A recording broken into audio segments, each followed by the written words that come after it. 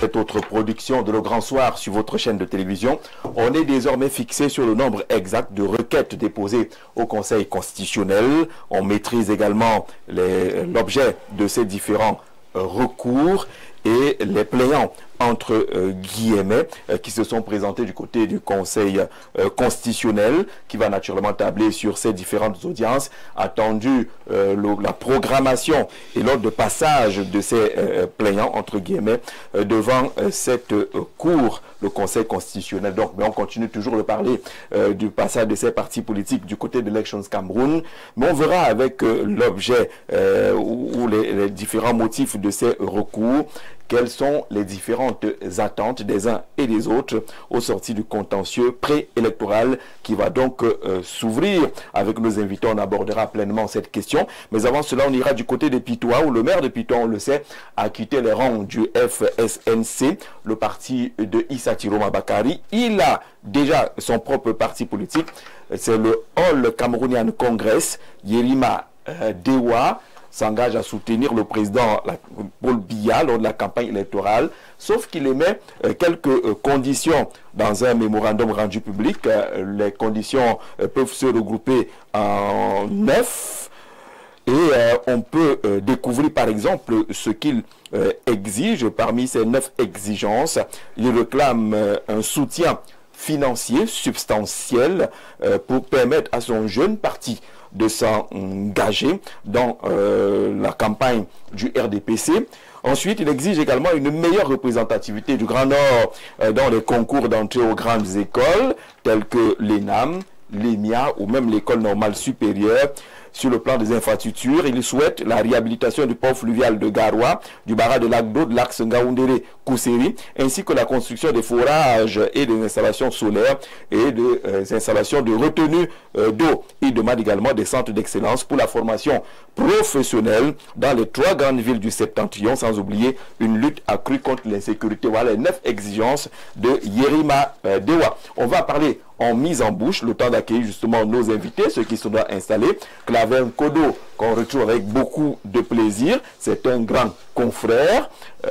Bonsoir, Claver. Bonsoir Jean-Jacques, bonsoir au panel, bonsoir à vos milliards de téléspectateurs dans le monde et au-delà. Je ne crois pas si bien dire, c'est avec un énorme plaisir que je te retrouve dans le cadre de ce programme ce soir. Vous êtes cadre du Peuple Uni pour la Rénovation Sociale, le PUS. Oui. Et quand on parle du contentieux préélectoral, le PUS est calme. On n'a pas attaqué la candidature de Serge Espoir Matomba.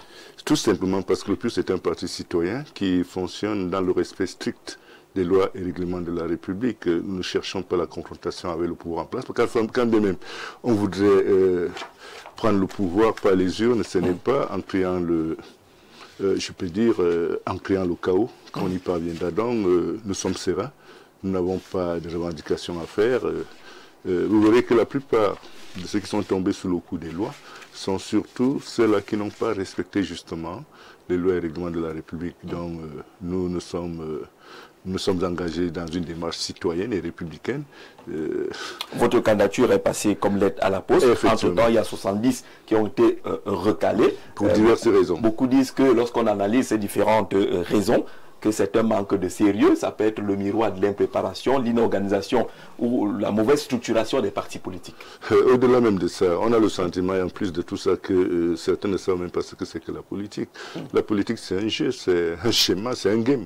Mais tu ne peux pas oser t'attaquer à celui qui est plus fort que toi, parce que c'est lui qui tient le gouvernail. Alors, qu'est-ce que tu fais? Tu te comportes comme l'eau qui épouse la forme du vase. Tout simplement, c'est ce que le PUR s'est fait, et ce que le PUR se fera toujours, jusqu'au moment où il accédera au pouvoir suprême dans notre pays.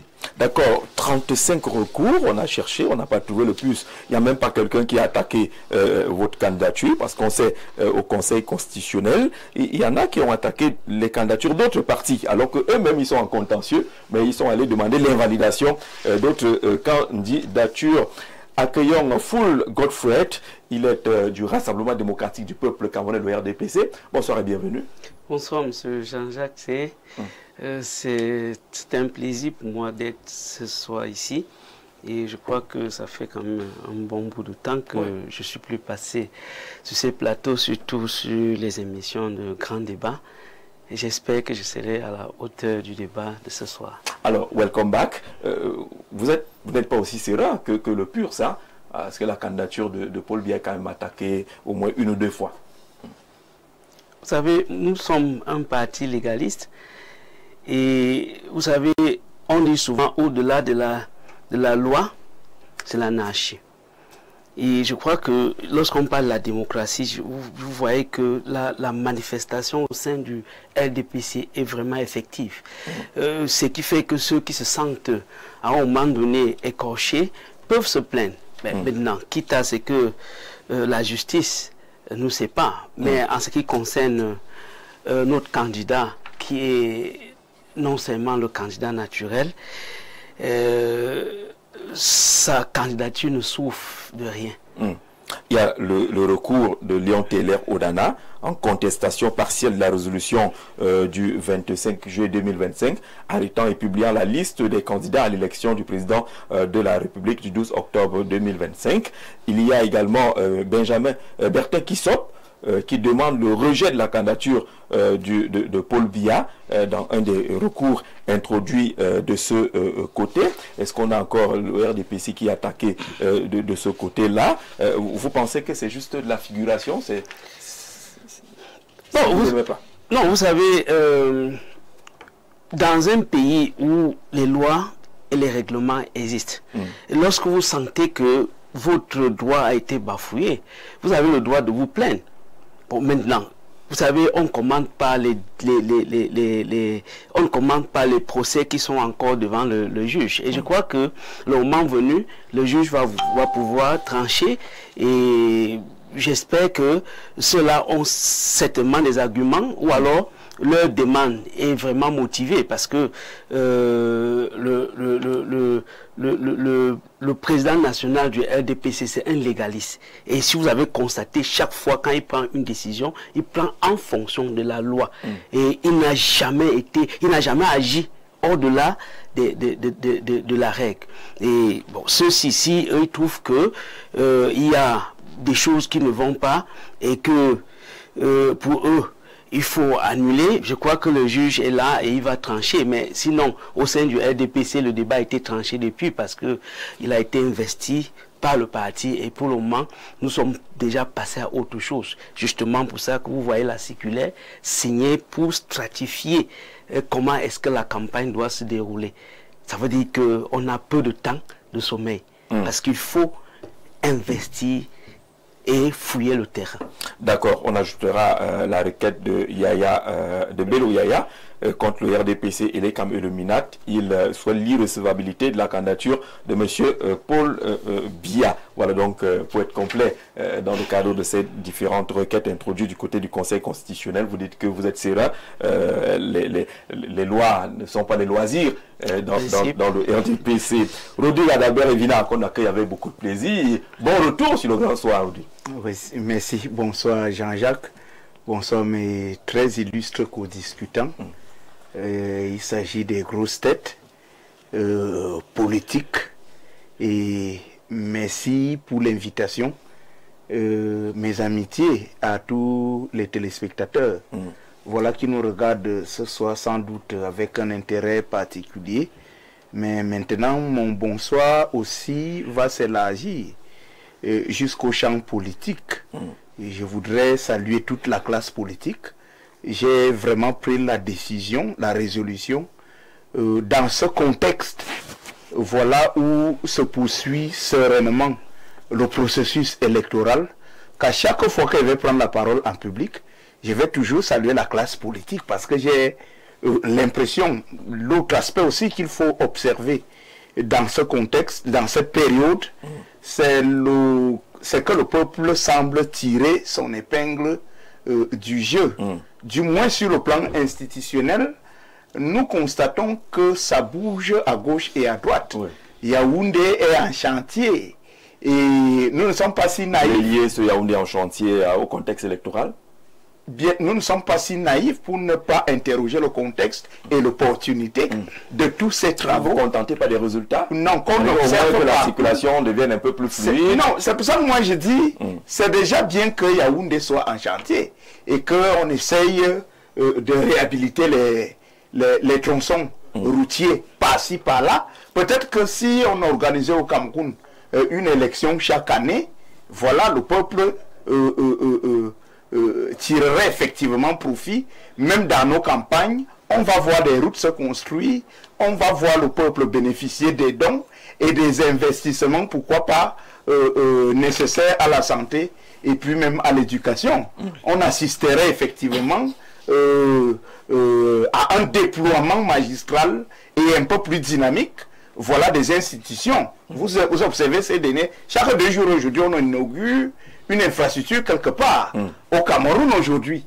Donc moi je crois que c'est pas qu'il y a des élections. C'est pas un fait banal. C'est pas un fait banal.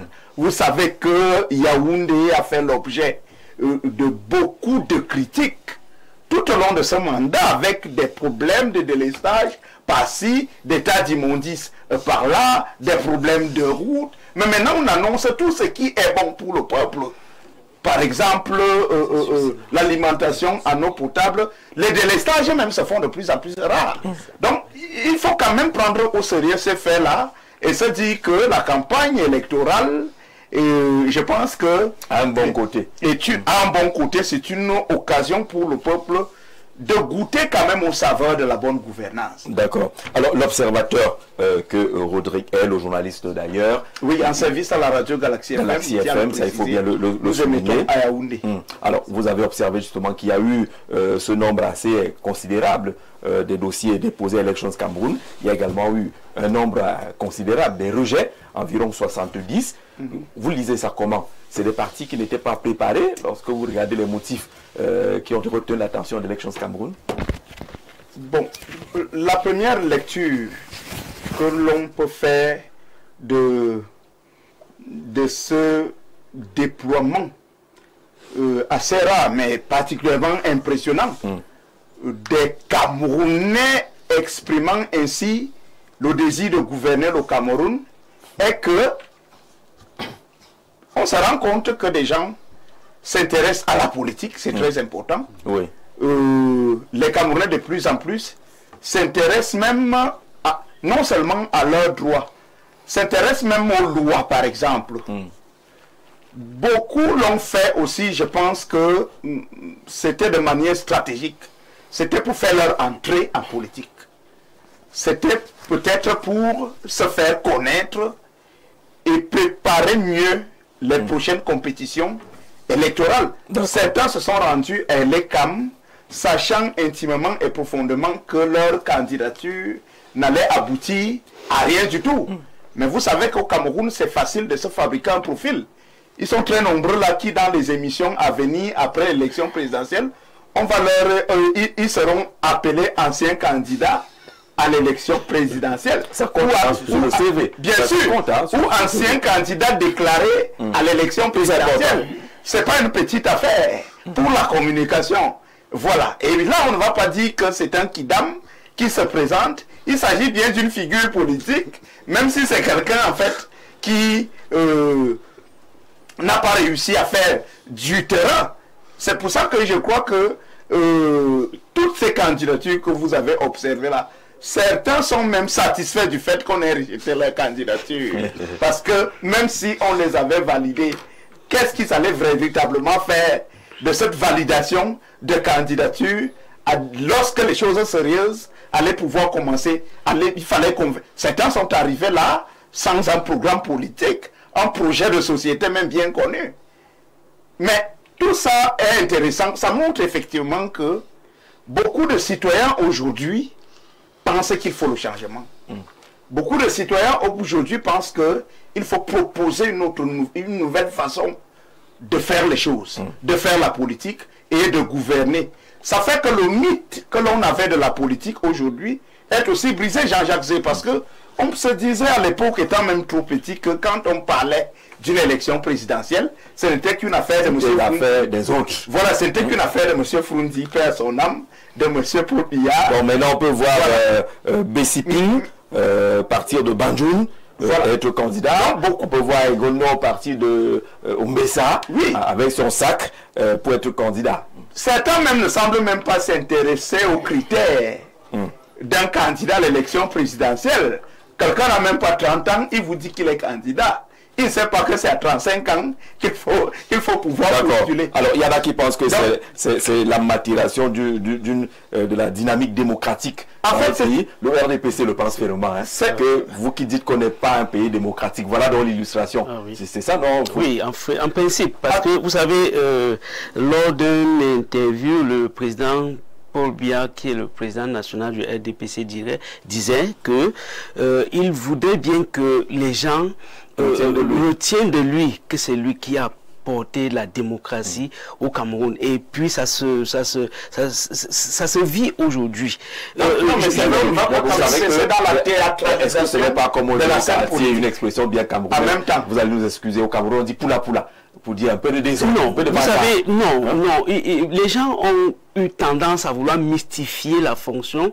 C'est vrai, c'est une fonction vraiment qui n'est pas comme toutes les autres, mais tant que vous êtes Camerounais et que vous jouissez de tous vos droits et devoirs, je pense que... Même pas à remplir un dossier. Bon, maintenant vous savez... pas un extrait de naissance, on n'a pas une attestation d'inscription sur les listes. Non, c'est là maintenant, vous voyez, et c'est un pays légaliste. Parce que la démocratie, quand on parle des principes démocratiques, vous voyez, il y a la législation, il y a le judiciaire et puis il y a l'exécutif. Et lorsqu'on parle du judiciaire, justement, ce sont eux qui sont appelés à gérer ce genre de choses. Qu'on vous rappelle à l'ordre que monsieur, voilà, la prochaine fois, en venant présenter votre candidature, voilà ce qu'il faut. Mais c'est déjà quelque chose de rapidement. Oui, donc, pour chuter, moi je dis, il faut faire une lecture suffisamment profonde de cette compétition électorale qui est historique pour la vie politique de notre nation. Moi, je pense que ce nombre de candidats doit servir de message assez fort pour ceux qui sont au pouvoir, de comprendre que quelque part, il y a un ras-le-bol. Et l'autre chose aussi, c'est que cette jeunesse qui s'est souvent intéressée à beaucoup d'autres choses que la politique, le fait que cette jeunesse-là se tourne vers la politique et prenne pour sérieux ses propres aspirations, en s'engageant effectivement dans le débat, en essayant de s'impliquer, malgré le manque de moyens, et parfois le peu de culture aussi qu'on peut observer ça et là, je crois que c'est une très bonne chose. Il faut juste que toutes les intelligences de la nation se déploient à accentuer l'éducation politique, mais il faut à la fin aussi encourager davantage les jeunes à pouvoir le faire, même s'il y a des réalités aussi qui sont de nature à exclure certains profils, notamment l'argent, les moyens, parce que il faut 30 millions, c'est pas une affaire de 200 000 francs CFA. Même 200 000 francs, ce n'est pas évident. Arnaud Noah, bonsoir. Vous êtes de l'UNDP, l'Union nationale pour la démocratie et le progrès. Bienvenue. Bonsoir à vous, Jean-Jacques Zé. Merci de m'avoir convié à ce plateau d'échange. Je dis bonsoir à mes compagnonnistes, toutes mes excuses à vos millions de téléspectateurs. Je suis bel et bien membre de la cellule nationale de communication de l'UNDP et entre autres chercheur et plein d'autres choses. J'ai été convié ici pour parler politique. Avec la casquette de membre de la cellule nationale de communication de l'UNDP, j'observais un peu la liste des requêtes déposées au Conseil constitutionnel. L'UNDP n'est pas concerné, vous êtes tranquille, vous? Bon, j'ai suivi mes copanélistes là tout à l'heure, Jean-Jacques Zé. Je dirais d'abord que on dit que c'est la démocratie, on dit que c'est la manifestation à gauche et à droite. Je dis non, c'est la gesticulation. En politique, ensuite, particulièrement l'élection présidentielle, ce n'est pas le voir bébé. On ne s'aventure pas à l'élection présidentielle comme si on partait acheter les bananes au marché Mokolo. Non. Ça a été une manière très technique et on n'a pas voulu offusquer des Camerounais à simplifier la constitution du dossier pour l'élection présidentielle. Mais c'était une manière un peu mythique de dire aux gens que n'entre pas ici qui veut mais qui peut. Ça veut dire qu'il faut un minimum de connaissances. Même si on vous dit qu'il faut simplement avoir 35 ans et tout, non. Ça va au-delà. Il faut un minimum de connaissances en matière juridique, en matière managériale et en matière même économique, d'une manière générale. Parce que ça interroge l'organisation interne des partis politiques. Qui Tout s'occupe à du côté fait. politique, qui s'occupe de ci, qui s'occupe de ça. Nos partis ne connaissent pas beaucoup cette organisation-là. Depuis lors, je vous suis, Jean-Jacques, chaque jour, je me suis rendu compte que nous, en tant que membres ou bien leaders des partis politiques, nous avons beaucoup de travail à faire. Et je dirais même que c'est peut-être une erreur, et la personne qui est à l'origine de cette erreur, peut-être, c'est le président de la République, parce qu'il me souvient qu'une fois, il avait dit, lorsqu'il faisait son discours, il disait que la politique aux politiciens, l'école aux écoliers. Les gens ont peut-être entendu ça, en anglais on dit... En même temps, c'était pas un dogme. Hein. Oui, ils sont obligés de suivre ça comme c'était... voilà. Justement, c'est pour ça que je voulais dire qu'ils ont entendu ça comme en anglais on dit upside down. Les gens ont peut-être pris ça à l'envers, mais ça a un peu impacté sur la vie politique des Camerounais qui ne se sont pas intéressés. Le réveil brusque aujourd'hui où des gens s'amènent au niveau... Heureusement que nous sommes dans une république qui est bien organisée et structurée. C'est-à-dire que lorsque les aventuriers arriveront au niveau de l'ECAM, il y a une police qui va leur dire stop. Ici, n'entre que les géomètres. Ce n'est pas n'importe qui vient. Vous avez longtemps, pendant plusieurs semaines, énuméré que c'est inconcevable que quelqu'un qui aspire à diriger 30 millions de Camerounais va aller déposer sa candidature, même pas l'attestation d'inscription sur une liste électorale. Et de surcroît, ils ne connaissent même pas ce que c'est que l'attestation d'inscription sur la liste électorale. D'autres vous brandissent la carte d'électeur. Ils disent que je prends les Camerounais à témoin, je dis que l'ignorance est la cause de tous les malheurs. Voilà. Nous, à l'UNDP, vous avez vu, nous sommes des vieux de la vieille. Nous sommes des acteurs politiques et nous sommes le leader en matière d'opposition au Cameroun. Quel que soit ce que les gens ont eu à dire sur des plateaux de télévision, jusqu'à preuve de contraire, sur le plan institutionnel, l'UNDP reste le parti politique d'opposition leader. Celui qui peut me prouver le contraire, voilà. Il apporte. Nous, on ne s'inquiète pas au niveau du Conseil constitutionnel. Notre dossier a été monté des mains des maîtres. Et le Conseil électoral, qui n'a trouvé rien d'anormal, n'a que dit le droit. Et il a été validé. Il a été validé. Alors bonsoir Jean-Jacques Zé, j'apprécie beaucoup ce que vous nous servez au quotidien. Parlant de la situation de l'IRDPC, j'aimerais bien voir à quoi ressemblera ce parti après l'éternel Bia. Vive Blaireau Niamec en 2032, Daryl depuis Créby. Nous n'y sommes pas encore, hein, Daryl. Jean-Jacques, voici quelques membres du gouvernement, on n'est pas là-dessus. Qui seront quoi en 2032. Ah d'accord, vous formez le gouvernement en 2032, là-dedans vous mettez Blaireau Niamec. Voilà, il sera quoi? Ministre de quoi? Vous n'avez pas précisé. Parfait ici, Minat. Ouais. Alain Douk, Mine Justice. Jean-Jacques Zé, qui est Mine Communication. Joe de Neuf, mine def. Vive Info TV, vive Blaireau Niamec et les autres. Merci beaucoup, mon frère. D'accord. C'est aussi ça notre causerie du soir. Hein? On n'est pas élecam, on ne censure pas ici. Alors, Yerima Dewa, vous le connaissez? Yerima Dewa, ça passe, hein? Il est maire de Pitois actuellement. Il a été élu sous la bannière du FSNC, mais il a décidé de claquer la porte pour se lancer. Il a créé son parti, lui il a réussi, là où beaucoup n'ont pas réussi. Le All Cameroonian Congress, l'ACC, il s'engage à soutenir la candidature du président Bia. Voilà d'ailleurs la photo et il a 9 exigences. Première exigence, donner un peu plus de moyens, de soutien financier substantiel pour permettre à son jeune parti de s'engager pleinement dans la campagne du RDPC. Il exige une meilleure représentativité du Grand Nord dans les concours d'entrée aux grandes écoles publiques telles que l'ENAM, l'EMIA, l'École normale supérieure. Il souhaite également la réhabilitation du port fluvial de Garoua, le barrage Lac d'eau, Lac Sengaoundé et Kousseri, ainsi que la construction de forages et autres nouvelles retenues d'eau. Il demande des centres d'excellence pour la formation professionnelle dans les 3 grandes villes du Septentrion, sans oublier une lutte accrue contre l'insécurité. Alors, comment est-ce que vous analysez cela, Claver, cette sortie de l'ancien membre du FSNC qui semble conditionner son soutien à la candidature de Paul Biya. Je suis désolé, mais je pense qu'il fait un peu de la surenchère, parce que les problèmes qu'il évoque sont les problèmes qui intéressent tous les Camerounais et qu'on rencontre dans toutes les régions. Ça suffit simplement que s'il arrivait, donc, qu'il soutienne particulièrement Paul Biya au regard des exigences, tous les autres acteurs politiques devraient faire la même chose. Et là, on se retrouve dans une espèce de vide idéologique. Le Cameroun a des problèmes, de sérieux problèmes. Et le pire, je pense que pour évacuer ce problème, il faut passer par une réforme totale du système au-delà de la rupture. Et ces réformes, et c'est à la faveur de ces réformes que nous pourrions trouver des solutions appropriées aux problèmes qui se posent et qui entravent le développement et la prospérité de notre pays. On ne peut pas parler comme ça en passant. Selon notre programme politique, nous pensons qu'il faut remettre à plat notre constitution parce qu'elle ne nous appartient pas.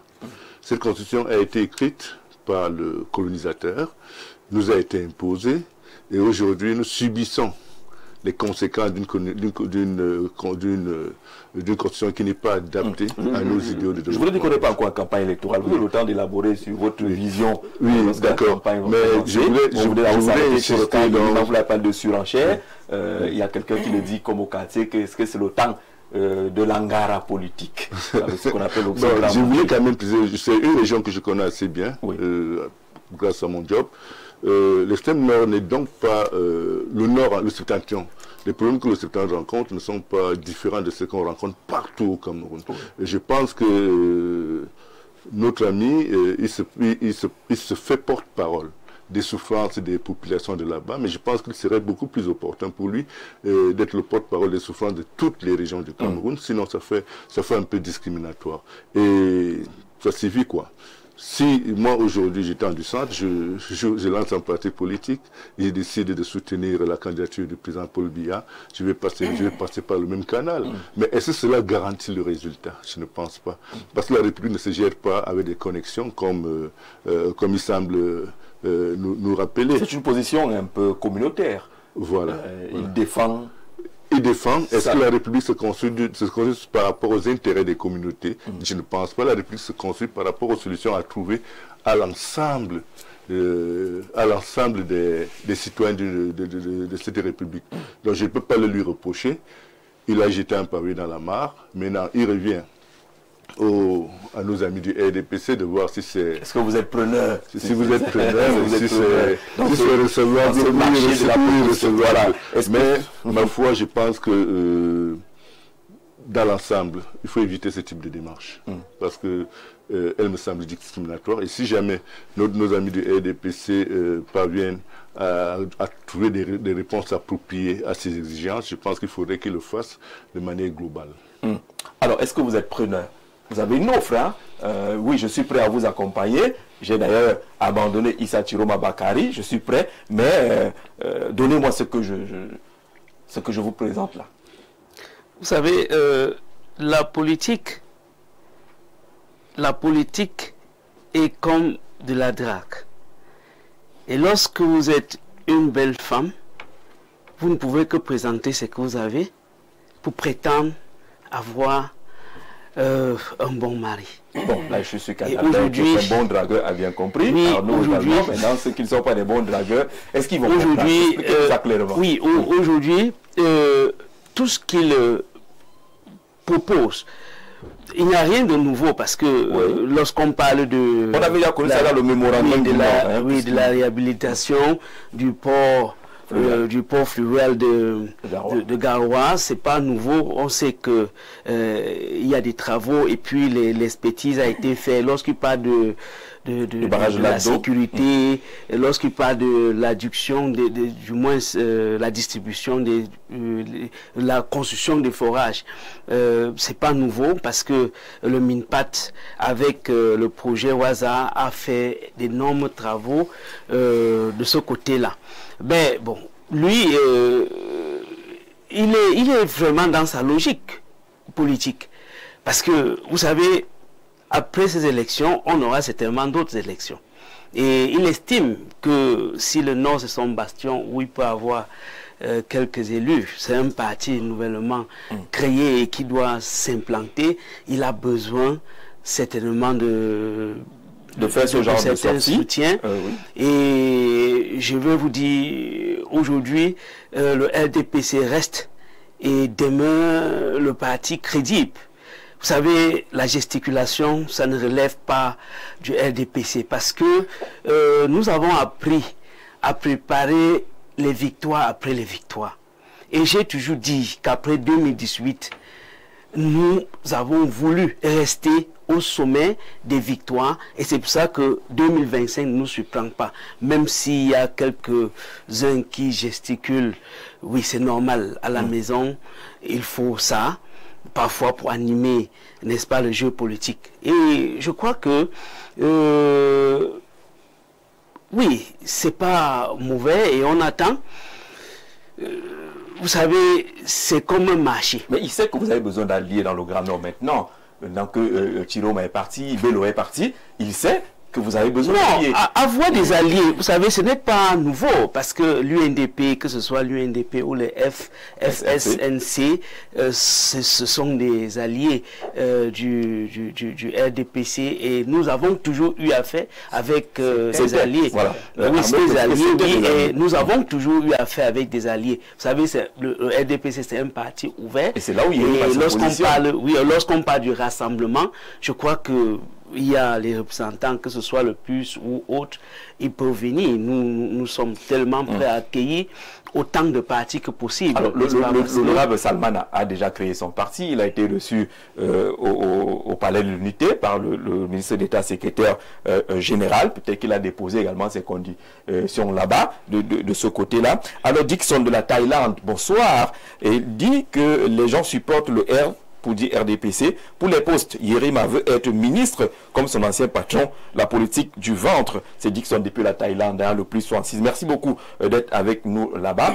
Rodrigue Adalbert, comment interpréter ce mémorandum de Yerima Dewa? Pourquoi il perd? En écoutant, en fait, vous avez rendu lecture des 9 exigences de cet homme politique-là, Yerima Dewa. En vous écoutant, en écoutant le représentant du RDPC sur le plateau, je ressens une très profonde peine pour le peuple. Pourquoi? Parce que, en fait, le peuple est ici le prétexte légitime qui justifie la présence, si vous voulez, la pleine expression des figures politiques sur la place publique. En fait, n'importe quel parti politique a pour prétexte l'amélioration, si vous voulez, l'apport du changement et l'amélioration des conditions de vie des populations. Mais seulement, lorsqu'on observe l'écosystème, le landéno-politique camerounais, c'est aussi vrai que même partout ailleurs, on parlait des alliances politiques, voilà, on parlait des concessions. On parlait des concessions politiques. Mais quand on revient au Cameroun, les gens exhibent de façon totalement déplorable leurs intérêts personnels dans le cadre des 16 ans. Voilà, et compétition politique, comme c'est le cas en ce moment, ça dit que quelqu'un ne vous cache pas, il ne vous dit pas, il ne vous se voile pas la face, il ne vous dit pas que là où je suis là, quand même mes intérêts, je peux les discuter en sourdine. Non. Il vous montre clairement que là où je suis là, j'ai besoin d'une maison à Yaoundé, il me faut une autre maison à Yos, j'ai besoin d'un autre immeuble en Balmayo. Ça, c'est clairement comme ça. Et vous entendez que là, il s'agit des causeries entre amis.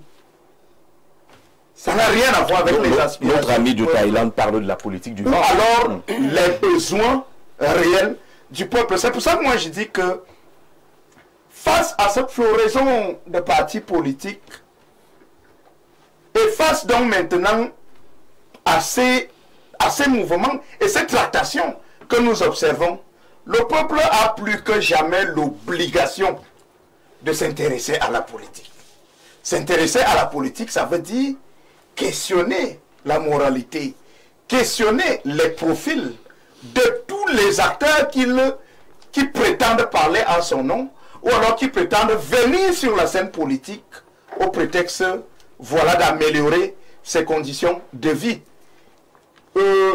J'ai écouté avec... mais est-ce qu'on n'a pas là le résultat un peu de l'organisation actuelle du fonctionnement de l'État, là où on nomme un frère du village pour développer le village, est-ce qu'il n'est pas dans cette logique-là? C'est malheureusement dans cette logique. C'est pour ça que beaucoup de personnes au Cameroun parlent de changement aujourd'hui, qu'il faut le changement. Parce qu'effectivement, le format que vous présentez, il n'est pas bien pour la République. Ouais. Vous êtes nommé ministre pour la République. Lorsque votre communauté, à vous, organise un meeting, d'abord de remerciements pour la nomination du fils du village et de motion de soutien parce que ce fils du village a été nommé. Mais là-dedans, on peut lire un repli identitaire. On peut effectivement ressentir les vibrations d'une satisfaction de la communauté et non de la nation dans sa très grande, dans son immense globalité. Ce n'est pas du tout acceptable. C'est pour ça qu'il faut une offre politique nouvelle, je pense, à la tête de la nation. C'est le citoyen qui parle, c'est pas le journaliste du tout, parce que on vous n'avez pas posé une question. On voulait vous défendre. Vous avez dit qu'il faut d'être nouvelle. Non, il faut que je fasse ces précisions. D'accord. Ça fait partie de mon analyse, Jean-Jacques. Moi, je suis d'abord un citoyen. Voilà, parce que nous, chaque fois que vous analysez en tant que journaliste, et chaque fois que vous analysez en tant que journaliste, alors que le devoir d'impartialité m'interpelle, voilà, je peux me retrouver vous a présenté comme voilà, totalement opposé à un certain nombre de règles qui fondent, qui guident, voilà, la pratique de mon métier. Alors, pour revenir, je voudrais dire que ces exigences, on comprend que c'est un leader d'une communauté qui parle. Je ne peux pas conclure qu'il s'agit d'un leader politique qui aspire à arriver au pouvoir et qui aimerait apporter une offre nouvelle aux Camerounais. Alors peut-être qu'il a toujours pensé qu'il y a des postes vacants. Il y a des gens qui ont démissionné. Pourquoi ne pas se positionner là? C'est ce que le Thaïlande a dit tout à l'heure. Ça n'annule en rien mon analyse. Oui. Ça veut donc dire que les postes, quand vous parlez de postes vacants, vous parlez de quoi? Vous parlez du départ des alliés traditionnels qui ont abandonné le grand RDP. Donc moi, Yerima Dewa, je me positionne là. Quelque chose là. Vous comprenez donc qu'il n'aspire pas à arriver à étudier un jour pour gouverner le Cameroun.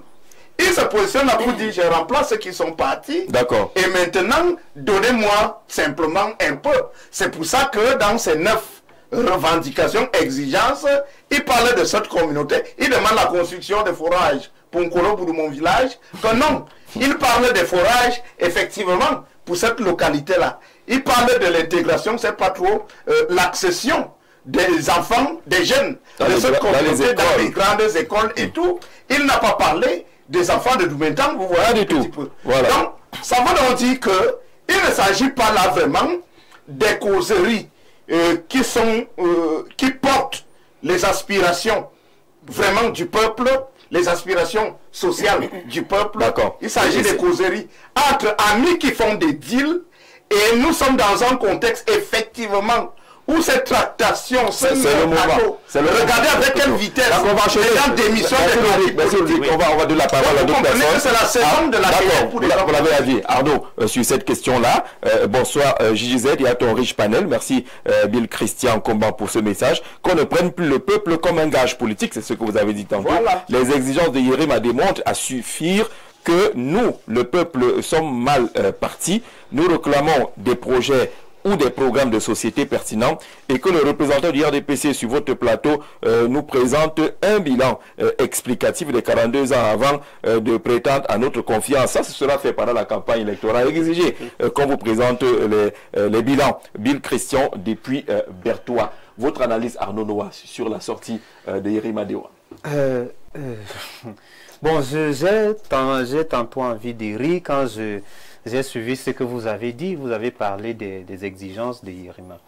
Yerima, en politique, on peut l'appeler un bébé spirituel. Voilà un parti politique qui n'a même pas d'élu. Qui n'a pas d'élu parce que Yerima, quand il parle, le moment où il est en train de parler là, son parti politique n'a pas d'élu. Oui. Et un parti politique qui n'a pas d'élu et qui... Personne n'a forcé Yerima à soutenir le RDPC, je ne le défends pas.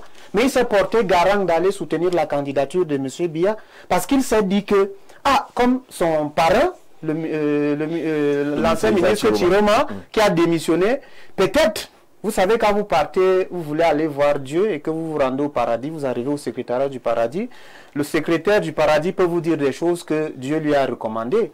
Et il vous fait des propositions, on ne sait pas ce qu'on a promis à Yerima. Quitte à sortir avec des conditions. Est-ce que c'est le RDPC qui a supplié Yerima de soutenir leur candidature? Non. Nous, à l'UNDP, dans des années, les Camerounais le savent et beaucoup l'ignorent même. Parfois, on a tendance à confondre l'UNDP. Non, ce n'est pas l'opposition. Si l'UNDP, c'est un parti d'opposition depuis 1992, et l'UNDP est resté un parti d'opposition de 1992 jusqu'à nos jours, à la seule différence que le RDPC est partout ailleurs dans le monde, dans le domaine politique, personne, pour ce qui est de l'élection présidentielle, ne peut se prévaloir en bombant le torse que non, il va gagner seul. Et le RDPC s'est appuyé sur les forts. Il ne s'est pas appuyé sur les...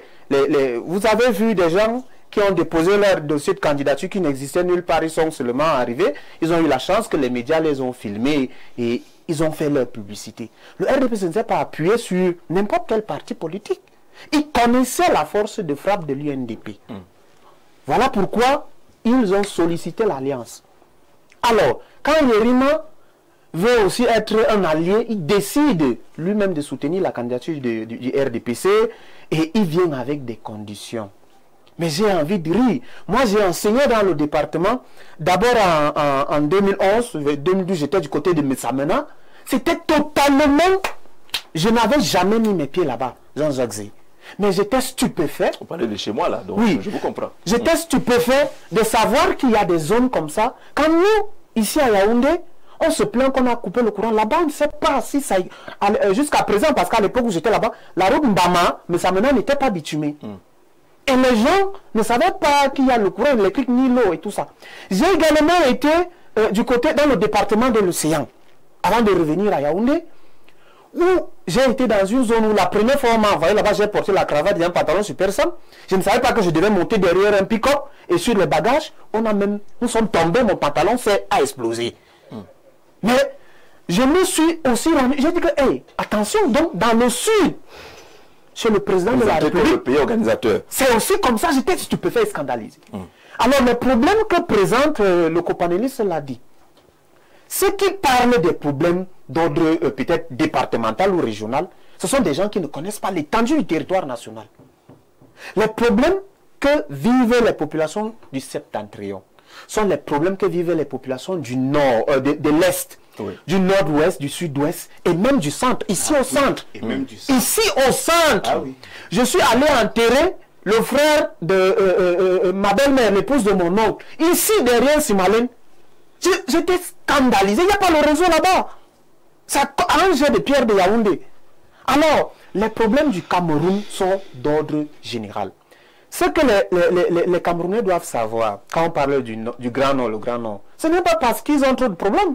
C'est parce que on a appelé les gens du Grand Nord les moutons. Or, ce sont des gens intelligents sur le plan politique. Au Cameroun, il n'y a pas une autre région ou alors notre pan de la société qui est réellement inscrit sur les listes électorales. La dernière élection présidentielle de 2018, ce septentrion a certainement donné plus de 47% de voix. À l'élection présidentielle, vous vous imaginez.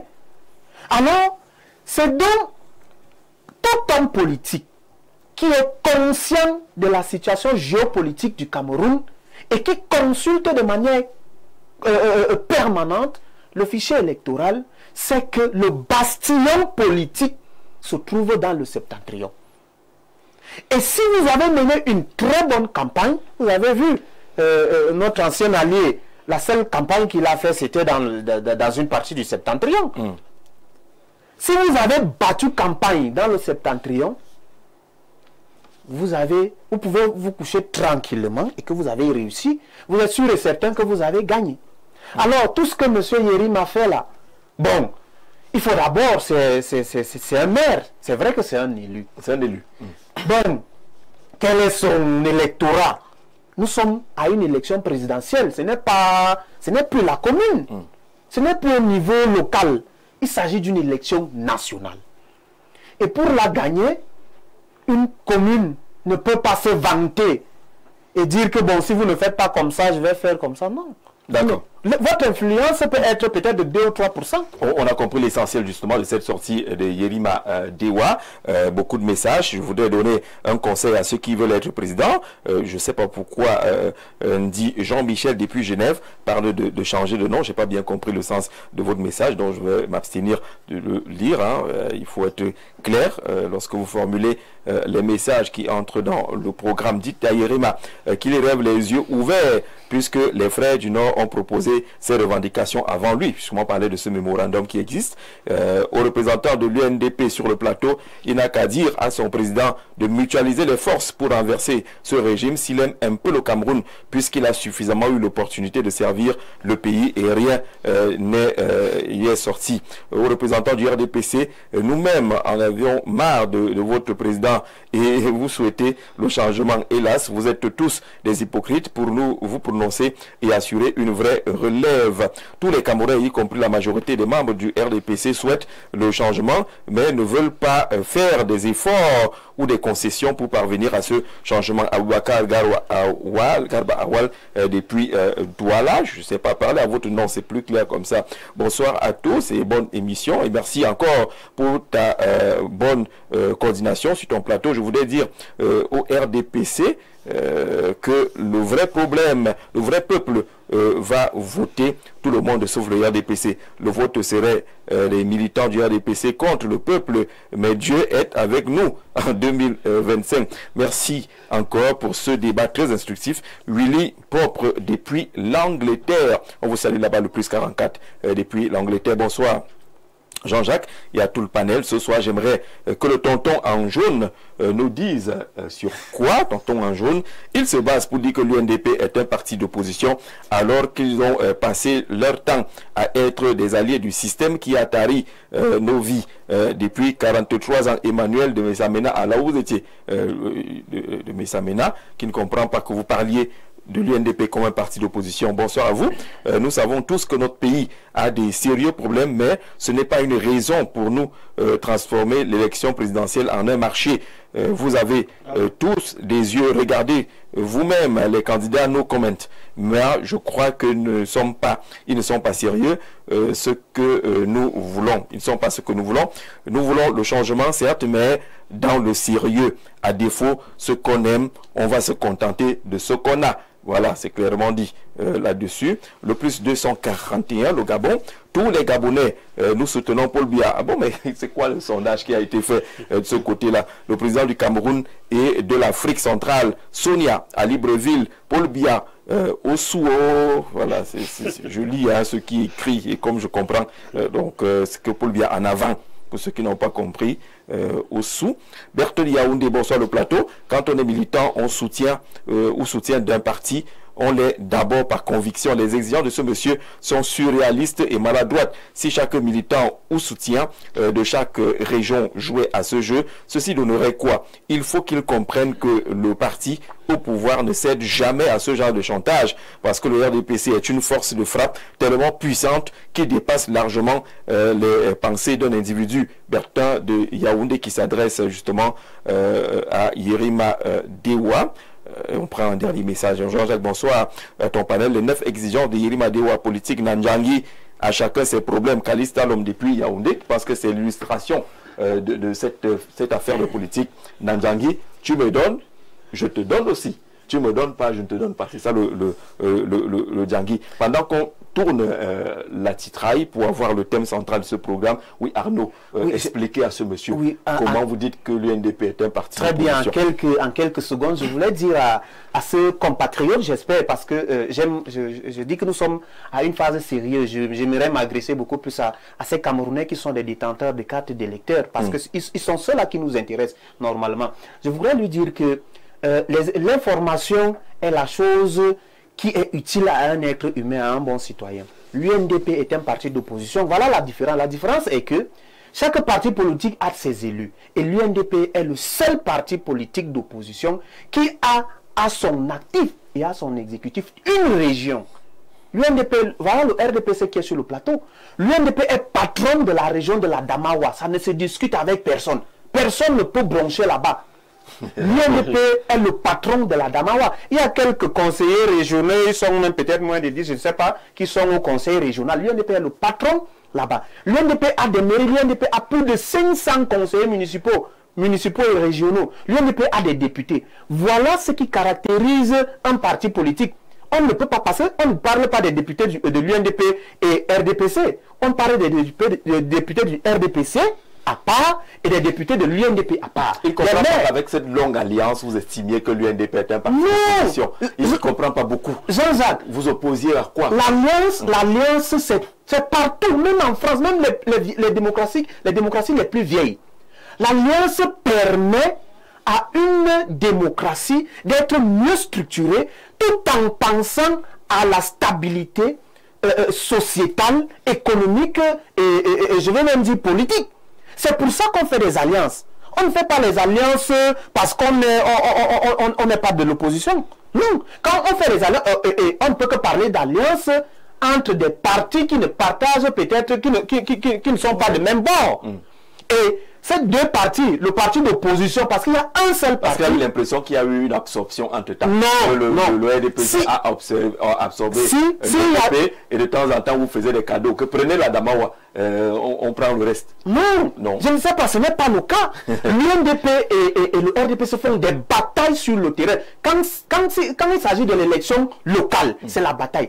La convention de la plateforme gouvernementale, quand les gens parlent de l'alliance, la plateforme gouvernementale entre le RDPC et l'UNDP, depuis 97. Oui, pour la candidature de M. Paul Biya. Ça veut dire que l'UNDP, à chaque congrès ou à chaque élection présidentielle, décidait si oui ou non il accompagnait la candidature de M. Biya. Mais dès lors que les choses sont devenues compliquées, l'UNDP a décidé, et ça c'est la demande de la base, parce que depuis l'élection 2018, la base militante de l'UNDP demandait à ce que l'UNDP présente sa candidature. Et c'est avec on appelle ça comme la cour que le RDPC continue à faire et la menace. Vous voyez aujourd'hui ce qui se passe. Il y a toutes les gesticulations au sein du RDPC. Ce n'est pas parce qu'ils veulent faire le mouvement, c'est parce que l'arme a changé d'épaule. Quand vous avez les gardes du corps et que ces gardes du corps vous quittent, vous vous sentez systématiquement en danger. Le RDPC en panique. En panique. L'UNDP, ce n'est pas un enfant de cœur. Oui. Et c'est un allié de poids. L'UNDP contrôle la Damawa. Il perd cet allié-là. Il perd cet allié. Vous voyez des enfants, des bébés spirituels qui font déjà le chantage à un parti politique comme le RDPC. Or, l'UNDP qui est un parti d'opposition de poids.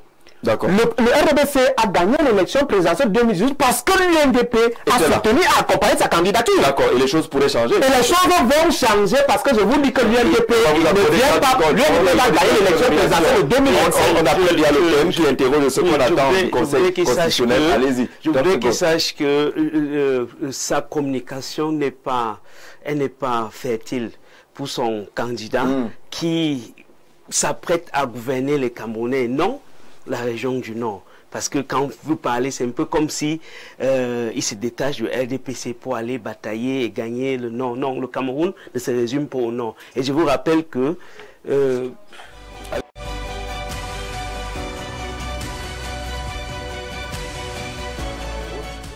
On peut y aller, d'accord. Nos amis de Néo nous passaient juste un petit bonsoir. Alors vous disiez qu'on ne change pas le changement. Oui, on ne change pas le changement. C'est le RDPC qui est le changement. Le RDPC, c'est le changement. D'accord. D'accord. Non, on va tourner. On va tourner. Je voulais se préciser qu'il faut déjà afficher le thème et il est contentieux préélectoral. Quelles attentes voilà, nous y sommes maintenant. Oui, réaction rapide. C'est pour ça que j'ai dit, moi, je suis citoyen camerounais. Mais maintenant, je sais ce que je vis au quotidien. Je sais ce que je vois au quotidien. Je sais ce qui se dit au quotidien. Je sais ce qui se passe au quotidien. Je comprends bien que c'est une émission télévisée, voilà, des choses qui se disent, c'est pas tout ce qui se dit en off, qui peut se dire sur le plateau, on est d'accord, on est dans un contexte électoral, c'est même presque la campagne, il faut trouver des mots justes pour être suffisamment convaincant et tout, mais on connaît la situation du pays. Cessez de penser que votre confort est le confort du peuple. Cessez de penser que si vous avez accès mais il faut également cesser de penser que votre inconfort est l'inconfort du peuple. Parce que je sais pas qui, oui, parce que personne n'a été mandaté, vous parlez au nom du peuple. De toutes les façons, voilà. Même, non. Si vous dites qu'il y a un inconfort, il y a quelqu'un d'autre qui trouve qu'il y a le confort. En fait, voilà. Il faut donc aller questionner le profil de ceux qui disent qu'il y a le confort. Donc si quelqu'un dit qu'il a le confort, aller questionner leur profil. Il est fou. Jean-Jacques Zeu, on sait. Je ne suis pas sûr que c'est Vina qui produit les statistiques selon lesquelles des millions de Camerounais peinent à vivre avec 1000 francs CFA par jour. C'est pas moi qui l'invente sur ce plateau. Donc je pense que dire qu'on ne peut pas changer le changement, c'est son droit. C'est son droit de le dire. C'est son droit. Il y a certainement les arguments. Permettez-moi. C'est qu'on voudrait remettre ces arguments pendant la campagne électorale. Ce n'est pas l'objet de notre débat. Non, parce que ce n'est pas l'objet du débat. Non, moi j'étais frontalement indexé. Parce que vous n'êtes pas de l'inconfort. Bon, c'est mon droit aussi de parler de changement, n'est-ce pas? Vous voulez un changement? Non, c'est pas mon droit. Là, c'est qui le citoyen? C'est le citoyen. D'accord. Il dit qu'il faut le changement. D'accord. Merci citoyen. Claver, là c'est le militant. Oui, le militant du PUS. Nous pensons au PUS que les responsabilités sont partagées. Ouais. Ceux qui ont partagé le pouvoir et mangé sur la même table que le président Paul Biya doivent assumer l'entière responsabilité de la situation, de l'équation dans laquelle se trouve ce pays. Vous adressez à l'UNDP là? Je m'adresse à tous ceux qui ont mangé sur partagé son repas. Donc l'UNDP? L'UNDP, bien entendu. Parce que j'ai eu le plaisir de faire l'extrême nord. L'extrême nord, le nord et la Damawa ne sont en rien. Ces régions sont en rien différentes des autres régions du Cameroun, que je connais ici assez bien. Et je crois qu'il faudrait qu'on fasse un peu, qu'on nous fassions preuve de sincérité lorsque nous nous adressons aux Camerounais, qui attendent beaucoup de la politique, mais qui jusqu'à présent sont totalement désespérés. On ne peut pas dire que Paul Biya, le président Paul Biya, a nommé un ministre d'État, et que ce sera à lui d'aller voir s'il manque une école, si une école n'est pas conçue de ce côté, s'il manque un centre de formation professionnelle de ce côté. Il a procédé à un partage du pouvoir. C'est pour ça que nous estimons. Chez nous, nous estimons au PUS que tous ceux qui ont partagé la gestion de ce pays avec lui devaient partir au même moment que lui, tout simplement. Donc l'UNDP doit faire les bagages. S'il arrivait que le président Biya parte, il devrait faire les bagages. Il est comptable du bilan. Exactement. Voilà. C'est la réalité de la palette. Est-ce qu'il y a des attentes particulières? Vous avez certainement découvert les requêtes qui ont été déposées du Conseil constitutionnel. Que faut-il en attendre, Claver, puisque vous avez la parole? Ben, écoutez, nous n'ayant plus de problème, nous sommes focus sur les préparatifs du grand jour. Mais s'agissant des autres, nous ne pouvons pas défendre mieux notre chapelle que celle des autres. Nous souhaitons simplement que ceux qui éventuellement pourraient repêcher le soient, si cela peut contribuer à la consolidation de la paix sociale, mais que les gens... Parce que si on écarte un candidat, ça a un impact sur la paix sociale, c'est ça? Oui, mais parce qu'il y a certains, vous convidez avec moi, qu'il y a certains qui ont commencé à lancer des fatwas, qui ont commencé à tenir un discours. Si tout le monde se lève aujourd'hui, on lance des fatwas, et bien on valide votre candidature, parce qu'on a peur pour la paix sociale. Qu'est-ce qu'on fait du jour? Voilà, justement, c'est donc une question de discipline et de maturité politique. Oui. C'est-à-dire, est-ce que nous devons placer nos intérêts, la section de nos égaux personnels au-dessus de l'intérêt de la République? Nous n'avons pas ce problème et préférons d'ailleurs observer en nous disant bétonner, tant que la liste définitive n'est pas publiée, nous allons commenter, mais nous allons commenter avec beaucoup de réserves, c'est ce que j'essaie de faire. Alors, sinon, le PUS s'est arrangé à monter un dossier dans de très bonnes conditions. Ça a pris du temps, de l'engagement, des moyens. C'est passé, les autres ne l'ont pas fait. mais comme ils pourraient menacer la paix sociale, eh bien on les amène à la course. C'est ça. C'est un peu schématisé. Hein. C'est pas ce que j'ai dit. Ce que j'ai dit, c'est que les dossiers qui sont passés à l'analyse de l'instance habilitée à le faire. Le PUR, ce n'est pas, et l'ECAM, le PUR, ce n'est pas l'instance qui décide de qui devrait concourir ou pas. Nous sommes, je voudrais rappeler d'entrée de jeu que nous sommes un parti républicain et nous respectons les lois et les règlements de la République. Et je veux quand même permettez-moi de faire une discrétion. Le PUR aurait bien pu prendre part à l'élection présidentielle de 2011, mais notre candidat, le fondateur qui a créé ce parti alors qu'il était âgé de 28 ans, vous imaginez à quel âge, n'avait pas encore l'âge pour un dossier pour pouvoir prétendre. Le PUR avait un candidat en 2011. Il avait un candidat qui a été recalé. Voilà. Qui a été recalé. Nous pensons beaucoup à. Voilà, je me rappelle de qui s'agissait-il, lui. Il nous a quittés il y a quelques mois. Mais c'est depuis 2018 que le Serge Espoir Matomba est candidat à la présidentielle parce que justement il a atteint la maturité et je vous rappelle quand même qu'il a fondé son parti à l'âge de 28 ans. Aujourd'hui il en a 46. Vous comprenez donc que c'est pas quelqu'un qui arrive en politique par opportunisme ou sous le prisme d'un aventurier. Il arrive en politique parce qu'il a une vision qu'il porte et qu'il essaie de faire partager aux Camerounais dans leur intérêt. D'accord. Arnaud, qu'est-ce qu'il faut attendre du Conseil constitutionnel au regard de ce que les partis ont présenté comme requête ou recours de ce côté? Merci. Très rapidement, avant d'y arriver, je vais répondre à votre question. Je ne suis pas souvent très à l'aise et j'ai beaucoup de respect pour tous ceux-là qui sont mes aînés.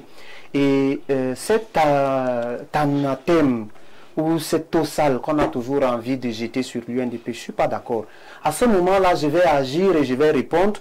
Et ce n'est pas... ça va être compliqué. Hein? Oui. Pendant la campagne électorale, on retourne toujours cette question. Permettez sans accès. Parce que il y a ce qu'on appelle la manipulation de l'opinion nationale. Lorsque vous n'avez pas d'argument, vous vous accrochez sur des branches d'arbres et vous secouez, les gens voient que vous êtes en train de balancer. Non.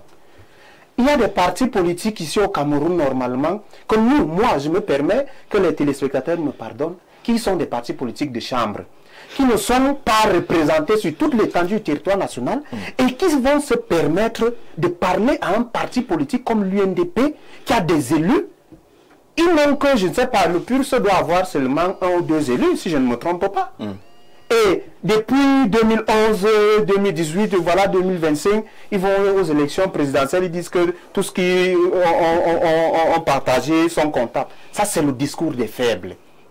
Le discours des faibles, le discours des personnes qui n'ont jamais, même sur le haut niveau électoral, le PUR devait même avoir au moins un domaine. C'est-à-dire que le PUR qui est aujourd'hui au conseil municipal de Douala 4e, si la municipalité est mal gérée, le PUR est comptable, c'est ça. Pourquoi vous ne voulez pas être comptable? Non, moi je ne peux pas faire, je ne peux pas faire des analyses prosaïques de ce genre. Je ne peux pas me le permettre. Parce que le PUR est au conseil municipal de la commune de Yaoundé 4, ça veut dire qu'ils sont comptables de la 4e et tout et tout. Non, moi je ne fais pas des analyses. Comment est-ce qu'ils ne sont pas comptables? Je ne fais pas de conseiller municipal ferait pour ne pas être comptable. Un conseiller municipal est une goutte d'eau. Le patron du maire. Oui, il n'est pas, il est seul. Je ne sais pas combien de conseillers municipaux ils ont. Un conseiller municipal, parce qu'il est dans un conseil, ils sont les patrons du maire. Les patrons du maire, maintenant, ce n'est pas une décision unilatérale. C'est l'ensemble des conseillers municipaux qui prennent des décisions au niveau local. Donc vous excluez c'est les formations. Si vous dites que bon, je n'étais que seul, je ne pouvais rien faire. C'est ça, c'est une excuse, c'est ça. Bon, en fait, moi je ne veux pas rentrer dans ce jeu. Je vous le dis, je ne veux pas rentrer dans ce jeu. Nous devons être sérieux lorsque nous demandons le suffrage des Camerounais régulièrement inscrits sur des listes électorales. Alors, les Camerounais vont vous poser la question. Comment vous faites pour vous dissocier de la gestion du RDPC? Vous avez partagé sur 23 ans. Très bien. Je réponds. Plus, vous avez été dans les 2 régimes. Alors, je vais faire les 2 régimes. C'est le même régime qui a une continuité. Vous avez été avec Haïti. Très bien. Avec Paul Biya. Comment vous dites que je vais répondre de manière aussi prosaïque. Oui. La responsabilité que le peuple camerounais confie à celui-là qui dirige la destinée de toute une nation, c'est à un individu, à un homme. C'est le chef de l'État qui est garant, c'est le chef de l'État qui est comptable devant le peuple. Ce n'est pas le ministre. Pourquoi est-ce qu'un ministre irait en prison? Le ministre va en prison parce que le petit pan, le département ministériel qu'on lui alloue pour la gestion, donc il est comptable. Il devient comptable à ce niveau. Attendez donc que le conseil, peut-être, je ne sais pas quelle est la juridiction compétente qui peut interroger tout ce que le ministre d'État, l'ancien ministre d'État Bello Bouba a eu à faire. Et si ça a inquiété peut-être le management durant ses fonctions, les tribunaux ou alors les instances compétentes vont l'interpeller. Si vous voulez demander les comptes au chef de l'État. C'est lui qui est garant. La situation du Cameroun, c'est lui. Ce n'est pas lui qu'il faut demander. Oui, c'est de la République. Pas aux alliés, d'accord. Sur la question, que faut-il attendre du contentieux préélectoral? On a souvent tendance à faire la confusion. Je suis aussi d'autres personnes qui ont peur de commenter, peut-être parce qu'ils se disent que c'est une affaire pendante. Je voudrais d'abord que les Camerounais sachent que le Conseil constitutionnel est totalement différent d'un tribunal, du tribunal ordinaire là. Ce n'est pas la même chose. Le Conseil constitutionnel, lui, il s'occupe des affaires de constitutionnalité et c'est une juridiction spécifique. Alors que les tribunaux là gèrent des affaires de litige et des infractions. Si quelque chose qui concerne une infraction ou un litige se retrouve au Conseil constitutionnel, je vous rassure que la décision elle est simple. Incompétence de l'instance.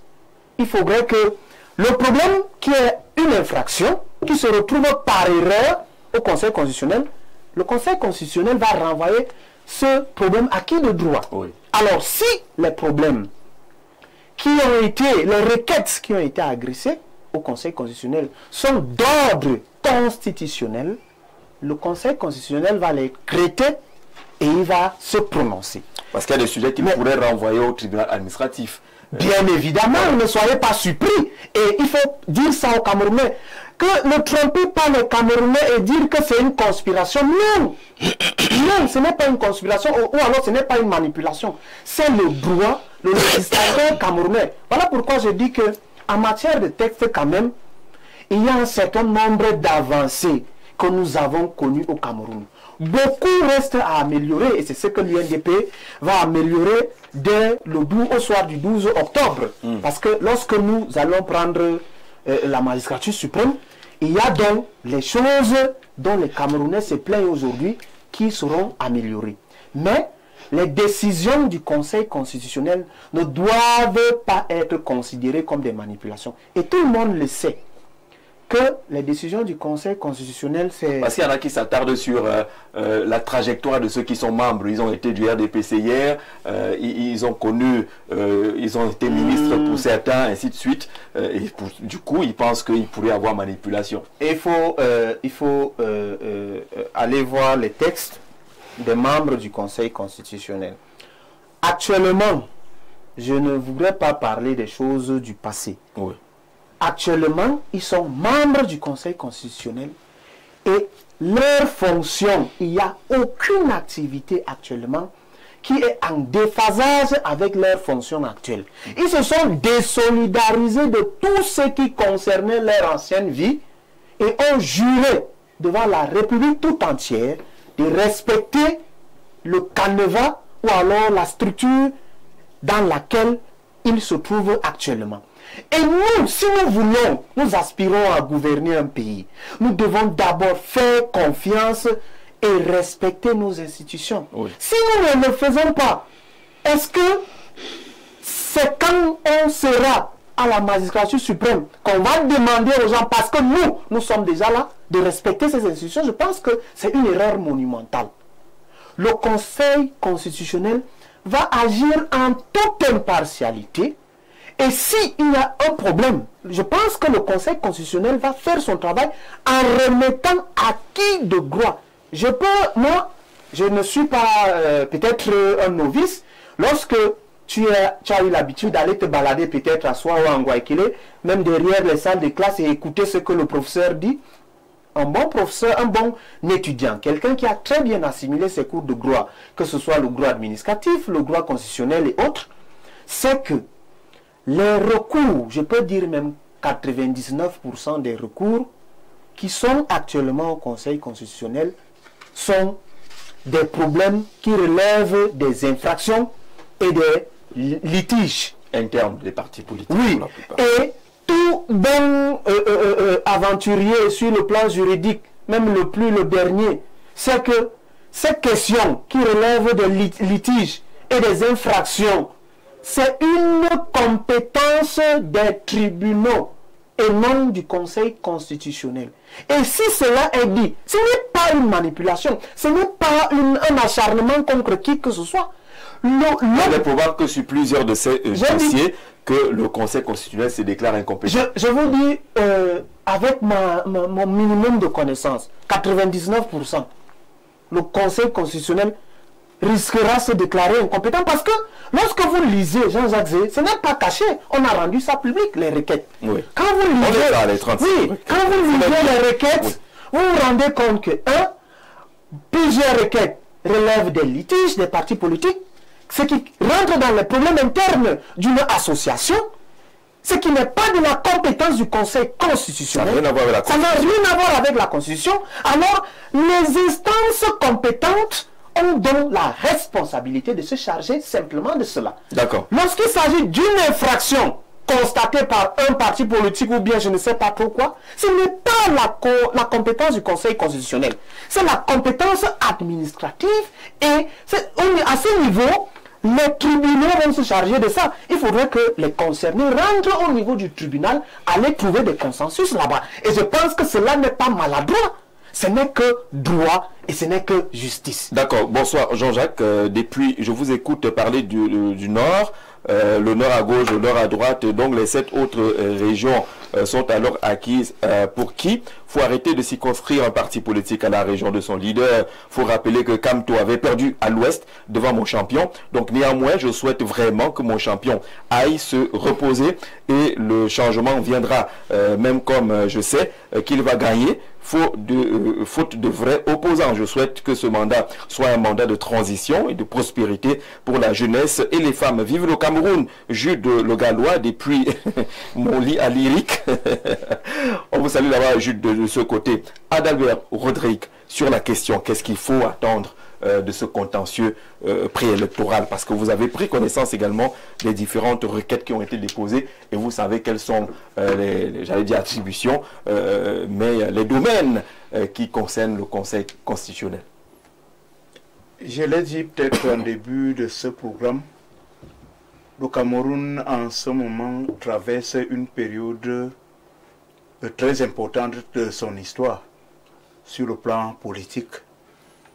Mais maintenant, les figures qui sont appelées à trancher sur le cas de ces recours sont des figures connues et reconnues.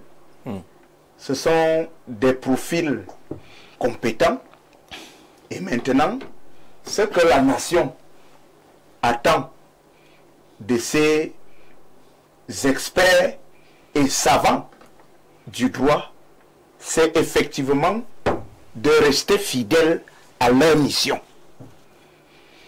Les missions du Conseil constitutionnel sont connues. On parle par exemple de veiller à la régularité des élections présidentielles, législatives, des référendums, contrôler la constitutionnalité des lois et traités internationaux et statuer sur le cas des conflits d'attribution entre les institutions. Plus loin, vous verrez même que le Conseil constitutionnel peut intervenir dans le cadre des règlements intérieurs de l'Assemblée nationale, par exemple, ou du Sénat. Il faut simplement rester fidèle à ces missions-là et les accomplir, n'est-ce pas, dans la pleine rigueur de la loi. Le problème au Cameroun, pourquoi est-ce qu'il y a des suspicions, Monsieur Jean-Jacques Zé? C'est vrai que là, c'est un débat souvent qui fait parler des politiques au sens vraiment politicien du terme. Vous savez que beaucoup d'opposants ne sont pas d'accord qu'au Cameroun, voilà, vous ayez un adversaire qui nomme tout le monde. C'est-à-dire que vous avez un adversaire qui est compétiteur, il est face à vous, mais c'est lui qui désigne les noms, les arbitres qui vont s'occuper du match au niveau de la pelouse, même au niveau de la cabine technique des VAR et autres, c'est lui qui décide de tout. Alors, je me dis que légitimement, cela se demande comment est-ce que ces gens qui ont été nommés par notre adversaire ne vont pas travailler pour plaire à l'adversaire ou alors pour la satisfaction de notre adversaire. En fait, c'est entre autres des préoccupations qui alimentent généralement les débats politiques au Cameroun. Mais en même temps, il ne faut pas aussi être pessimiste. Disons-nous qu'au Cameroun, nous avons des décideurs qui, en âme et conscience, sont partisans de la justice et peuvent agir dans l'intérêt de la nation. Tout le monde n'est pas corruptible au Cameroun. Ce n'est pas tout le monde qui est corrompu au Cameroun. Je connais au Cameroun, au sein de nos institutions, quelques figures, ça veut dire des personnes qui aiment la justice, qui aiment le travail bien fait. Donc je suis d'accord avec le compatriote de l'UNDP qui disait que le sens de responsabilité nous appelle à la confiance vis-à-vis des institutions. Mais en toute vérité aussi, c'est que cette confiance se mérite. Parce que si on parle de confiance, à côté de la confiance, il y a quoi? Il y a le doute. Il y a la méfiance. Il y a la méfiance. Pourquoi sommes-nous arrivés au Cameroun à la situation des doutes généralisés dans l'esprit des citoyens?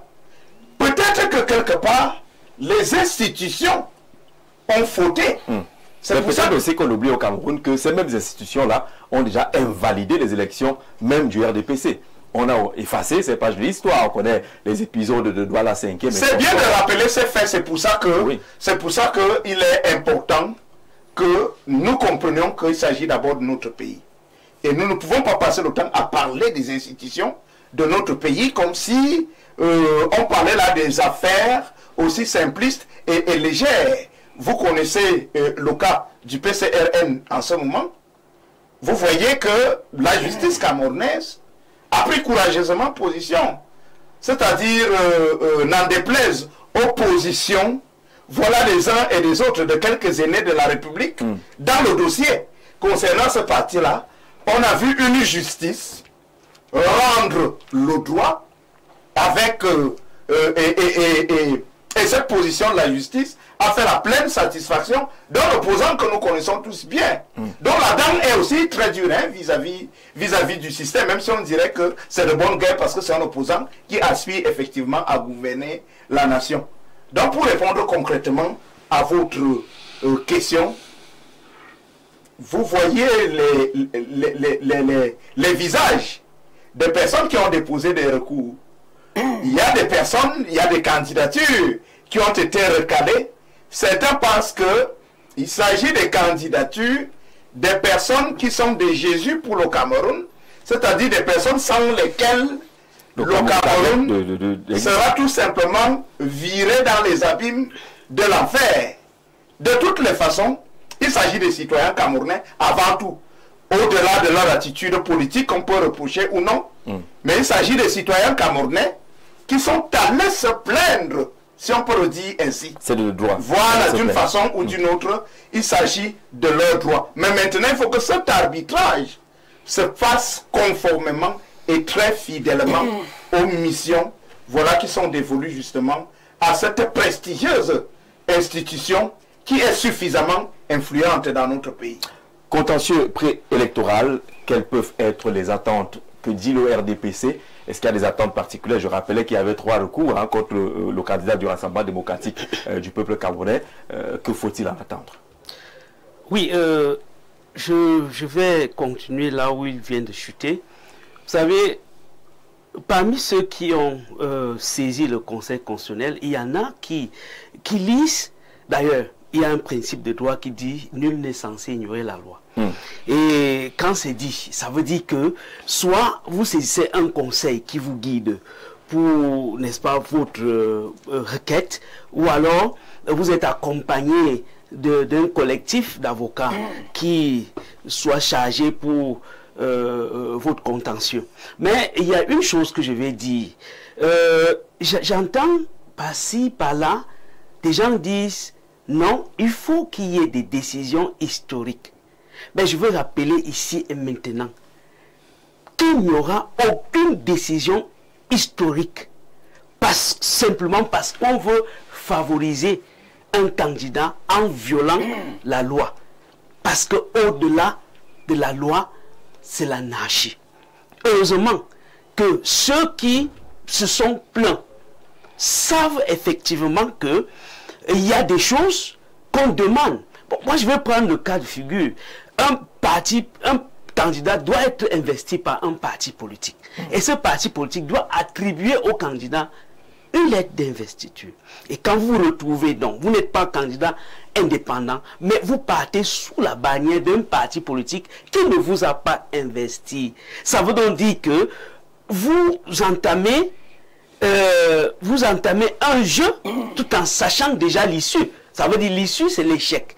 Et connaissant la qualité des hommes qui constituent le collège de la Cour constitutionnelle, je suis certain que nous aurons des résultats. Mais ces résultats vont faire pleurer certains et vont faire rire certains. Et si à jamais ces résultats étaient défavorables, moi je crois que dans un pays où on respecte la loi, où on respecte le droit, on doit respecter la décision du juge et prendre acte, certainement prendre acte pour ne plus recommencer avec les mêmes erreurs. Lorsqu'on parcourt justement ces requêtes-là, on voit qu'il y a beaucoup de requêtes en vue de la reconsidération des candidatures. Et quand on voit les motifs qui ont bloqué ces candidatures, il y en avait qui manquaient au moins 5 à 6 pièces. Oui. Et ils veulent quand même que le Conseil constitutionnel reconsidère la décision qui a invalidé leur candidature. C'est beaucoup de ces requêtes-là, à commencer par notre ami Bessie Ping, qui est devenu célèbre aujourd'hui, le candidat indépendant. Le dossier est totalement vide. Il n'y a pas grand-chose à mais il a quand même introduit une requête là-bas en vue de la reconsidération de sa candidature. Qu'attend-il? Que veut-il? Vous avez la demande de réhabilitation de la candidature de Bertin Kissop. C'est le premier à déposer son dossier à Elekam. Et naturellement, quand vous regardez les pièces manquantes, c'est beaucoup. Mais il voudrait quand même qu'on réhabilite sa candidature. Il y en a qui parlent de recours gracieux d'acceptation de candidature. On s'adresse au Conseil constitutionnel et on dit recours gracieux d'acceptation de candidature. Il y en a qui ont parlé de clémence. Qui veulent la clémence de ce côté-là. Ils n'avaient même pas... Donc c'est ça, ça invite le Conseil constitutionnel à être complaisant face à la loi. Requête d'une rejet de candidature, ils veulent la clémence. Et puis il y a des candidats qui se sont attaqués aux autres candidatures. Oui, je crois qu'il y a quelque chose qu'il faudrait qu'on rappelle aux Camerounais. Oui. Surtout en ce qui concerne la séparation des pouvoirs. Nous sommes dans un pays démocratique et lorsqu'on parle de la séparation du pouvoir, nous avons 3 pouvoirs. Le pouvoir législatif, judiciaire et exécutif. Et bon, maintenant, le juge représente le judiciaire. Et lui n'applique que la loi qui a été prise par le législatif. Bon, maintenant, quand vous lui demandez d'être clément, ça veut donc dire que c'est tout un processus. D'ailleurs, c'est une mission. Le juge a également sa conscience. C'est cette conscience-là qu'on voudrait convoquer, que M. Clément a. Oui, mais le juge est tenu dans son domaine. Le juge a un domaine, c'est-à-dire qu'il a son territoire. Il ne peut pas aller au-delà. Parce qu'il ne faut pas, n'est-ce pas, enfreindre à d'autres droit. Le juge ne va pas jouer le rôle du exécutif, le juge ne va pas jouer le rôle du législatif. Parce que là maintenant, si vous demandez donc au juge de rentrer à l'Assemblée nationale et faire les lois, parce que tout ce que nous disons là, il faut rester dans le cadre de la Constitution. Il y a par exemple une requête en contestation et demande de clémence pour compléter son dossier de candidature à l'élection présidentielle. C'est-à-dire que l'ECAM a un délai qui permet de compléter ou de revoir. Mais on arrive au Conseil constitutionnel, on dit vraiment, est-ce que je peux venir compléter mon dossier de ce côté? Et j'appelle à votre clémence.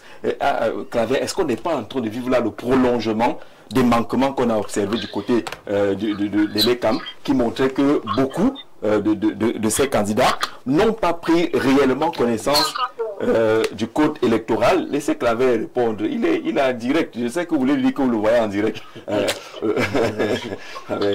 Les technologies nouvelles là, c'est un peu compliqué. Hein? C'est un peu compliqué. Alors allons à l'émission. On a vu quand même que dans ces dossiers de candidature, beaucoup ne maîtrisaient pas les exigences au niveau du Conseil électoral. Est-ce que ce n'est pas le prolongement de cette méconnaissance qui arrive au Conseil constitutionnel? Parce que le contenu de ces requêtes montre que les missions du Conseil constitutionnel ne sont pas connues. Un citoyen devrait connaître les lois qui régissent son pays. Mais si vous vous rendez compte que si vous parvenez à prétendre à gérer le pays sans connaître les lois de la République, tout au moins la constitution d'un dossier de candidature à une présidentielle, je pense que vous faites totalement fausse route et vous n'êtes même pas sérieux. C'est-à-dire que vous manquez même de respect non seulement au pays, mais également aux populations de ce pays. Donc je pense que beaucoup ont décidé, comme le rappelait l'un des panélistes, ont décidé justement de déposer des dossiers, de faire semblant de déposer des dossiers pour revendiquer désormais sur leur carte de visite, bien dans les assemblées, ils sont des anciens candidats à la présidentielle. Et là, ça fait des ordres parce qu'il n'est pas normal qu'à ce niveau, de prétendre à ce niveau de responsabilité et ignorer les lois de son pays. Donc, ils ne peuvent pas en vouloir qu'à eux-mêmes. Je pense même que le Conseil électoral, c'est vrai qu'on lui donne du boulot, mais c'est un boulot c'est de l'énergie qu'ils auraient dû utiliser pour autre chose de plus sérieux. Donc, tous ceux qui ont été recalés, ne devraient en vouloir à personne, parce qu'ils ont fait preuve non seulement de méconnaissance, mais d'absence de volonté de connaître les lois de leur propre pays. Pourtant, ils prétendent candidater à la présidentielle. Donc, c'est ici au sommet de la magistrature de notre pays. C'est même un manque de respect pour nous, pour le pays et pour nous tous. Je crois que le Conseil constitutionnel fera son travail, comme il l'a toujours fait. Vous attendez, comme Arnaud l'a dit, à beaucoup de cas qui seront purement et simplement rejetés pour incompétence de l'institution en question. Ça, c'est une certitude, parce que ceux qui seront rejetés ne pourront en vouloir qu'à eux-mêmes. Parce qu'il je dis bien qu'il est irresponsable, totalement irresponsable de prétendre gérer un pays sans connaître même la loi qui régit la constitution du dossier. C'est même, je ne sais pas comment les autres nous... On dit que c'est la faute des partis politiques, hein, que vous ne faites pas suffisamment les formations de masse. Non, mais notre parti politique n'a pas ce problème. Quelqu'un qui prétend faire de la politique doit s'intéresser à la politique et surtout lors de la République. Si quelqu'un veut rentrer dans la politique sans maîtriser même les lois de la République, ça signifie que c'est un aventuré et il devient très dangereux pour ce pays. Parce que là, on ne parle pas des citoyens lambda. Oui. Nous parlons des gens qui veulent diriger tout un pays. Et qui avec un dossier de candidature, incomplet. Et ne sait pas comment on le constitue. Voilà. Mais il n'est même pas concerné par le devoir. Quand vous imaginez, à informer, à socialiser la politique, à éduquer les gens politiquement. Quand vous imaginez, c'est qu'on n'a même pas le certificat d'enregistrement au... Ils n'ont pas le certificat d'inscription sur l'électoral, ils n'ont pas le certificat de nationalité, que rien ne prouve qu'ils sont camerounais. Il y en a, je ne veux pas parler du cautionnement et autres, c'est un peu compliqué de se... Non, il faut être sérieux. Le Cameroun mérite beaucoup de respect. Et je crois que le Conseil constitutionnel doit être tranché avec la rigueur que lui impose la pratique de la loi. On l'appelle un peu la clémence, non? La clémence, sinon, c'est à ce que le Conseil ferait preuve de complaisance si jamais il pouvait faire preuve de clémence. Ça signifie que prochainement, au lieu de 83 candidats, on aura 800 ou 1000 candidats. Non, est-ce que la clémence, on connaît la clémence? Il s'agit de l'intérêt de la République, il ne s'agit pas d'une affaire courante, c'est comme le Conseil constitutionnel. Il faut respecter la République, et pour respecter la République, il faut respecter ses lois. Alors, nous y sommes. Est-ce que ce n'est pas globalement les failles de l'organisation de nos partis politiques? Est-ce que ce ne sont pas ces failles qui sont exposées aujourd'hui, Arnaud? Très bien. Vous pouvez vous l'avez dit sans toutefois vouloir le dire, Jean-Jacques Zé. Tout ce qui, la majorité des partis politiques, je ne me moque pas d'eux, ou je ne jette pas le promo sur eux, mais je veux dire ce qui est. La majorité de ces partis politiques manquent de sérieux et d'organisation. Il y a certains partis politiques qui sont peut-être ils ont peut-être 3 ou 4 factions. Ce sont des gens qui, normalement, ils ne devaient pas déposer la candidature à l'élection présidentielle, sans toutefois avoir au préalable résolu les problèmes internes qu'ils avaient. Et c'est le cas de l'UPC, par exemple. Grande est ma stupéfaction qu'il y a des éminents professeurs dans ces formations politiques. Et à ce niveau, on est inquiet. On est inquiet sur l'étendue du territoire national et en ce qui concerne le know-how. On se pose véritablement des questions.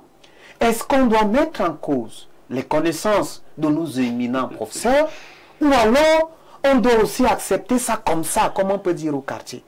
Je voudrais dire qu'au Conseil constitutionnel, il n'y a pas de biberon là-bas. Quand les gens parlent de clémence, il n'y a pas de biberon au Conseil constitutionnel où on va mettre du lait, on va donner à quelqu'un. Non. Des personnes sérieuses, des personnes sérieuses. Si j'avais été le conseiller, par exemple, de ces partis politiques qui ont été recalés, je devais leur demander de ne même pas faire de recours au Conseil constitutionnel. Parce que ça ne sert à rien. Je dis que ça ne sert à rien. Mais bon, tout comme vous avez vu, les gens se plaignent qu'il y a eu plusieurs candidatures. C'est vrai, c'est aussi la blague, mais heureusement, vous voyez, notre République est structurée. Si quelqu'un fait des troubles actuellement à Yaoundé, on a des forces de maintien de l'ordre qui vont rappeler le citoyen à l'ordre. Les mêmes forces de maintien de l'ordre au niveau de l'ECAM, parce que les gens savent que l'ECAM, c'est deux instances, le Conseil électoral et la Direction générale des élections. Alors, le policier de l'ECAM se trouve au niveau du Conseil électoral. Vous pouvez venir même avec 1000 candidatures. Quand vous allez rencontrer les policiers de l'ECAM qui sont au Conseil électoral, ils vont vous dire que, monsieur, ici, on n'entre pas avec les babouches. Rentrez, allez mettre les chaussures. Et le temps pour vous d'aller mettre les chaussures, on a déjà clôturé. La date de fermeture de dépôt de candidature est déjà dépassée. Vous allez attendre l'année prochaine. Au Conseil constitutionnel, quand vous êtes un homme de droit, vous ne pouvez pas, tous ceux qui ont été recalés là, prenez le cas du professeur de physique, j'ai beaucoup de respect pour lui, qui a été le tout premier à déposer sa candidature, si je ne me trompe. Si vous avez eu des problèmes sur le plan administratif, qu'est-ce que la loi prévoit? Si vous avez été peut-être égratigné, vous avez la responsabilité et la liberté de saisir les autorités compétentes. Ça veut dire que vous commencez, vous enclenchez directement là une procédure judiciaire. Le candidat qui a déposé sa candidature là, qui n'avait presque rien, normalement il doit aller saisir les tribunaux et dire que je suis arrivé dans tel service, au lieu de me rendre service, ils ont refusé. Et nous ne pouvons pas aussi empêcher des Camerounais d'aller au Conseil constitutionnel. C'est à peu près comme on nous a passer le temps à discret avec quelque chose qu'ils ont appelé le mandat impératif quelque part. Ça a écumé les plateaux de télévision. Mais bon, moi je me dis que c'est une consolation. Allez aussi au Conseil constitutionnel, vous savez, quand vous avez déjà égorgé un poulet, il a l'impression fugitive qu'il peut se relever. Et pourtant c'est fini. Mais la gesticulation là, c'est le dernier mouvement. Donc, aller au Conseil constitutionnel, ce n'est pas interdit, mais au Conseil constitutionnel, on respecte la Constitution. Il n'y a pas de clémence là-bas. Vous prenez, je prends un exemple pour chuter. Imaginez-vous en 2018, on parlait de clémence. On devait demander aux candidats déclarés élus en 2018 et on demandait aux membres du Conseil constitutionnel d'être clément et déclarer quelqu'un d'autre élu. Vous imaginez un peu. Donc, je voudrais demander actuellement à tous les citoyens camerounais qui sont sérieux de se rapprocher des partis politiques également sérieux. Alors, parce qu'on voudrait que les partis politiques, s'ils sont sérieux, qu'ils puissent également avoir des écoles de cadres, que les partis soient bien structurés, qu'on sache que lorsqu'on parle de dossiers de candidature, il y a une cellule qui s'en occupe, qui suit cela de près. Lorsqu'on dit communication, qu'il y a une cellule qui s'occupe de la communication, et ainsi de suite. Je voulais rapidement partager avec vous quelques messages. Bonsoir Jean-Jacques, bonsoir à ton panel. Au sujet du contentieux à Malin et Demi, cas du Manidem, un des requérants n'ayant pas participé au congrès 2018 a fait son dossier en s'appuyant sur l'ancien statut du Manidem, alors que ce statut a connu des modifications et des remplacements des instances. Ce candidat est cuit. Calice Talom depuis Yaoundé. Jean-Jacques, en suivant certains de vos invités, il donne l'impression qu'il ne peut pas avoir de considération de la candidature, ce que je ne partage pas. Le cas de Paul Abiné nous parle, Calice Talom depuis Yaoundé. Il y a le cas de Jean-Blaise Gouette qui retient l'attention. On a rejeté sa candidature pour absence de 300 signatures. On a oublié malheureusement qu'il avait des élus là-dessus. Je pense que c'est un cas qui peut arriver à une reconsidération. Parce qu'effectivement, il a 3 élus du côté de Boudmakak. Mais que ce soit Cameroun Tribune qui avait publié cette liste des partis appelés à investir, il n'y avait pas le MPCC. La CRTV a relayé le même tableau, pas de MPCC, mais rendu à Elekam. Justement, elle a dit, mais comment? J'ai des élus, et Elekam a effectivement dit que ça doit être une erreur. Peut-être que sa candidature peut être revue, parce que même Elekam reconnaît son erreur dans le cadre du traitement de ce dossier-là. Donc ce n'est pas pour dire que tout est rejeté totalement.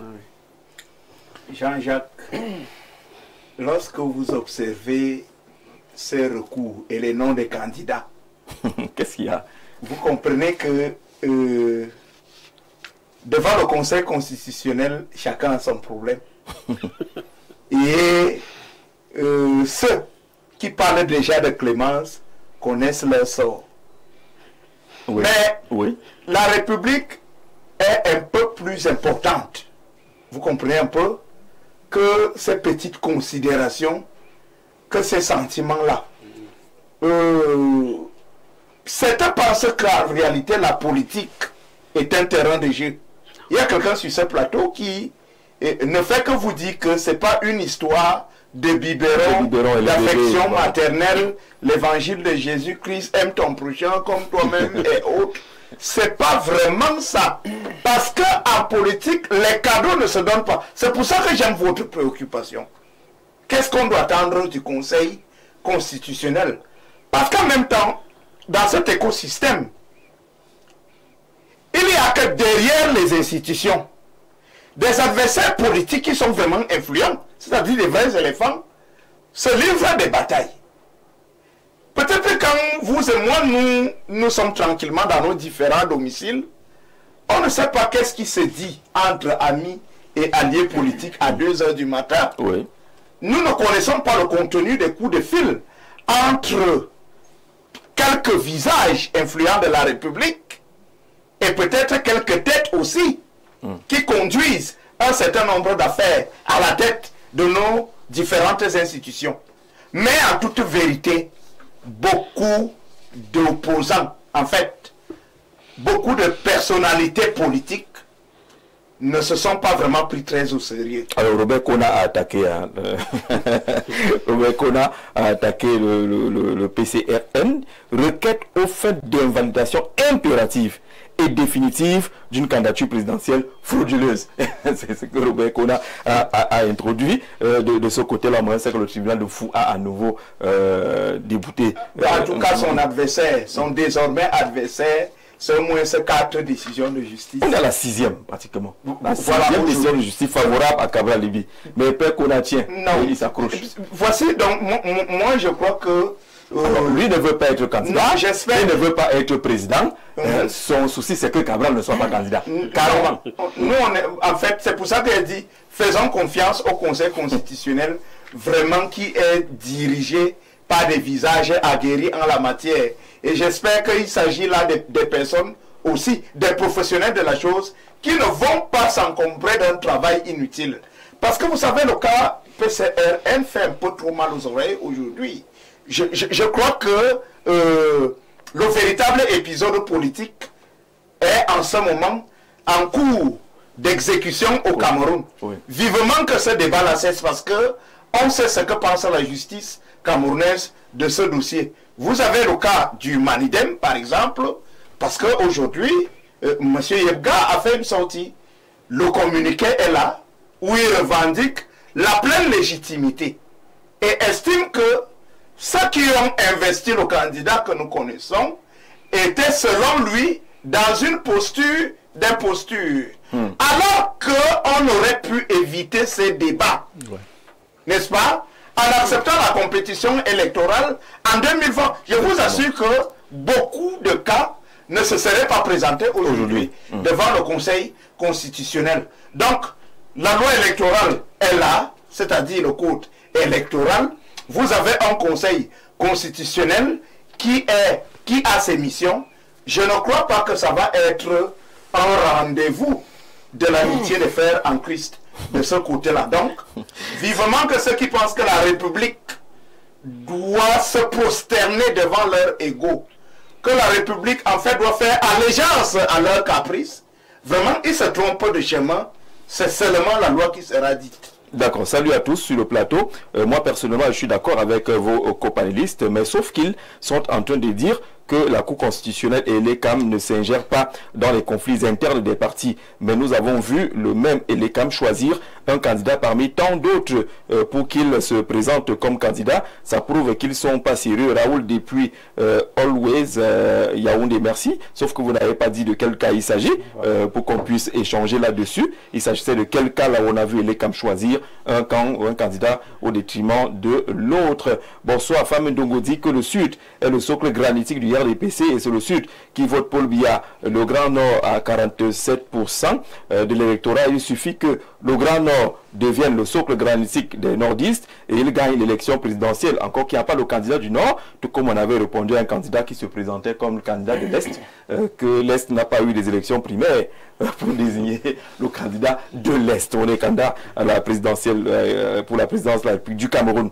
Bonsoir Jean-Jacques, il y a tout ton panel. C'est vrai que le président du Conseil constitutionnel s'appelle Clément, mais croyez-moi, à ce niveau de responsabilité, la clémence n'est pas à l'ordre du jour, mais tout simplement le respect strict de la loi. Nul n'est censé ignorer la loi. Patrick Foussap, depuis Yaoundé, il ne faut pas appeler, surtout quand vous appelez avec un numéro dit caché ou masqué, je ne sais pas trop ce que vous recherchez. Bonsoir J, il ne faut rien attendre du Conseil constitutionnel puisque c'est un élecam habillé. Ces institutions nous prouvent qu'ils sont aux ordres. C'est alarmant pour les partis de l'opposition de venir se moquer des autres et qui ont été recalés. Dans d'autres cieux, le Conseil joue le rôle de co-législateur. Je ne sais pas trop, le co-législateur. Est-ce qu'on n'est pas en train d'entrer dans un conflit de compétences vraiment, je ne sais pas de quel cieux. Dites-nous dans quel pays ça se joue. Est-ce qu'on dit sous d'autres cieux? C'est où? Là où le Conseil joue le rôle de co-législateur, il peut sur ces requêtes modifier le code électoral. Ah non là, c'est à Mars, ce n'est pas Serge depuis Man, est-ce que ce que vous demandez là, vous n'allez pas, si jamais c'est même possible, est-ce que vous n'avez pas considéré que ceux qui sont au pouvoir sont donc en capacité d'appeler Clément, qu'ils ont charge, nous ça avant le Conseil demain. Bonsoir. On comprend que Clément c'est juste son prénom. C'est son prénom, ce n'est pas l'appel à la clémence. Bonjour J, je suis un fervent téléspectateur de votre émission. Franchement, pour aujourd'hui, je suis désolé de l'orientation des débats de vos invités. Comment est-ce que les gens sont sur le plateau pour dénigrer leurs compatriotes? Je ne sais pas, je crois que si on ne dit pas froidement que certains partis ne sont pas structurés, ne sont pas organisés, c'est que nous-mêmes, les panélistes vont se mettre en nous sommes pas sur le plateau pour alimenter la complaisance. Du tout. Vous voyez, à un moment donné, il faut être aussi froid et suffisamment rigoureux d'abord intellectuellement et puis dans l'analyse. La scène politique n'est pas un lieu de théâtre.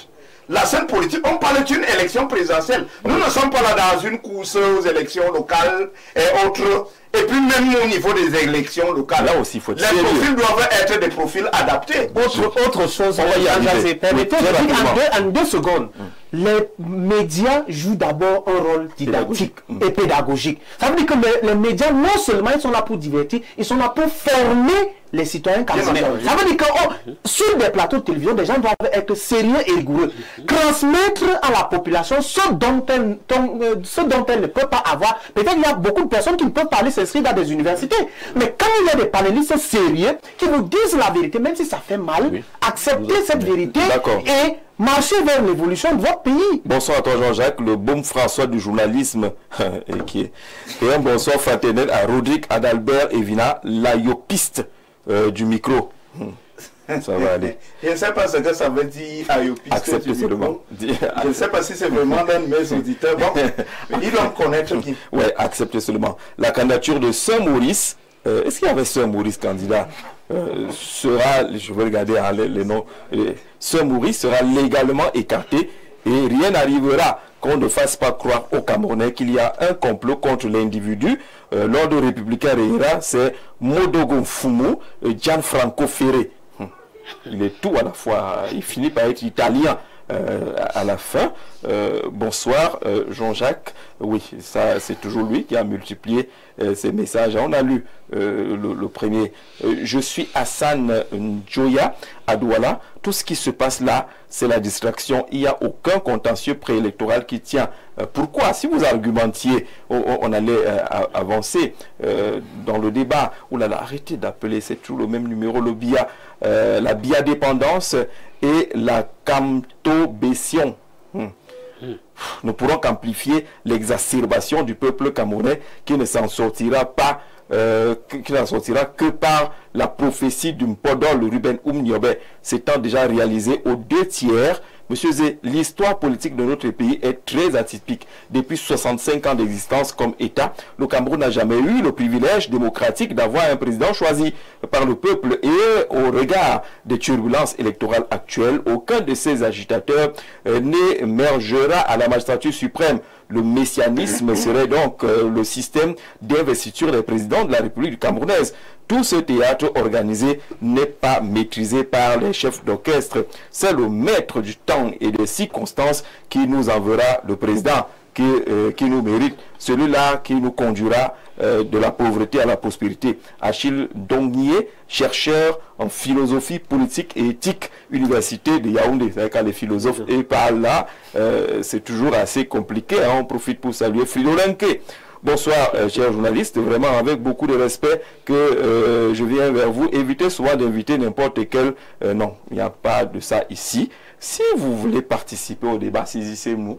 Vous venez sur la table du débat. Aussi simple que cela. Ne restez pas pour traiter les gens du qualificatif que vous avez utilisé. Bonsoir à vous en studio. S'il vous plaît, monsieur Zé, rappelez à vos panélistes que si quelqu'un est vraiment intelligent, il allait comprendre que le débat sur le mandat impératif était une pure stratégie de distraction bien organisée pour empêcher au régime en place de voir ce que devait arriver de la part de Maurice Kamto. Et je pense bien que c'est à saluer avec bravoure. Qui est venu avec le débat du mandat impératif? Monsieur, on va faire un dernier tour de table. On a dit que celui même qui peut gérer le Cameroun n'est pas encore là. Que même malgré vos 43 ans, vous n'êtes pas qualifié pour gérer le Cameroun. Oui, vous savez, jusqu'à présent, lorsque vous suivez les débats, vous comprenez qu'il n'y a pas un match. Et je pense bien en face, comme un homme politique ivoirien avait dit, parce que qu'en face il y a quoi? Oui, je vous le dis parce que pendant que les partis politiques gesticulent, nous sommes passés à la phase stratégique. La phase stratégique, c'est celle de définir le rôle de chacun et chacune, ce qu'il doit faire pour que notre champion soit porté avec un résultat brillant, sans ambigu, sans bavure au soir du 12 octobre. Et je profite pour appeler les Camerounais à dépassionner les débats en ce qui concerne la politique. Parce qu'il y en a qui risqueront, n'est-ce pas, attraper l'AVC simplement parce que l'un de leurs candidats n'a pas été, n'est pas passé. Il faut aller vers lui. C'est comme un match de football. Oui. Il faut se dire que soit on gagne, soit on perd, soit on gagne, si les règles le permettent. Et puis la démocratie, c'est un jeu. Claver avoir sorti de l'émission. Je crois que ce qu'il dit est fondamental. Oui. Nous entrons dans une phase, j'allais dire, importante de ce processus. là où les candidats doivent maintenant s'exprimer. Dès que on franchira l'étape des validations, ce sera le temps des programmes politiques. En effet, ce sera le temps des programmes politiques. Et nous, au PURS, nous sommes confiants, nous sommes sereins, parce que nous portons une vision panafricaniste, ou alors socio-panafricaniste, qui nous permet d'espérer donner au Cameroun, et permettre au Cameroun de repartir sur de nouvelles bases. C'est pour ça que je rappelais d'entrée de jeu que tout sera remis à plat, et avec la collaboration des forces vives du Cameroun, de tous les citoyens, pour que ce pays devienne enfin un nouveau pays et non un Cameroun nouveau. Alors merci d'être passé par ici. On espère que l'UNDP nous enverra toujours des dynamiques communicants, le RDPC, le PUS également, les autres formations politiques. Nous, on est ouverts. Il n'y a pas de restrictions, il n'y a pas de limitations. On reçoit tous ceux qui sont engagés à la construction citoyenne à travers ces élections. Rodrigue, merci. Merci Jean-Jacques pour l'invitation. Mon message est que nous souhaitons que le processus électoral soit apaisé, parce que la paix est sacrée. Il sera apaisé. Voilà, donc je voudrais être libre de quitter ma maison pour venir Info TV tranquillement. Ou aller à Galaxy. Voilà, ou aller à Galaxy. Voilà. Partir de Galaxy et rentrer, retrouver ma famille. C'est ce qui va se passer. C'est ça l'enjeu même majeur et sacré de la chose. Pour le reste, l'élection présidentielle 2025 va passer. Le Cameroun restera. Allez, demain on sera là pour un autre rendez-vous de Le Grand Soir. Merci comme d'habitude de rester fidèle au programme de la chaîne de proximité et de vivre ensemble. Très bonne soirée à tous.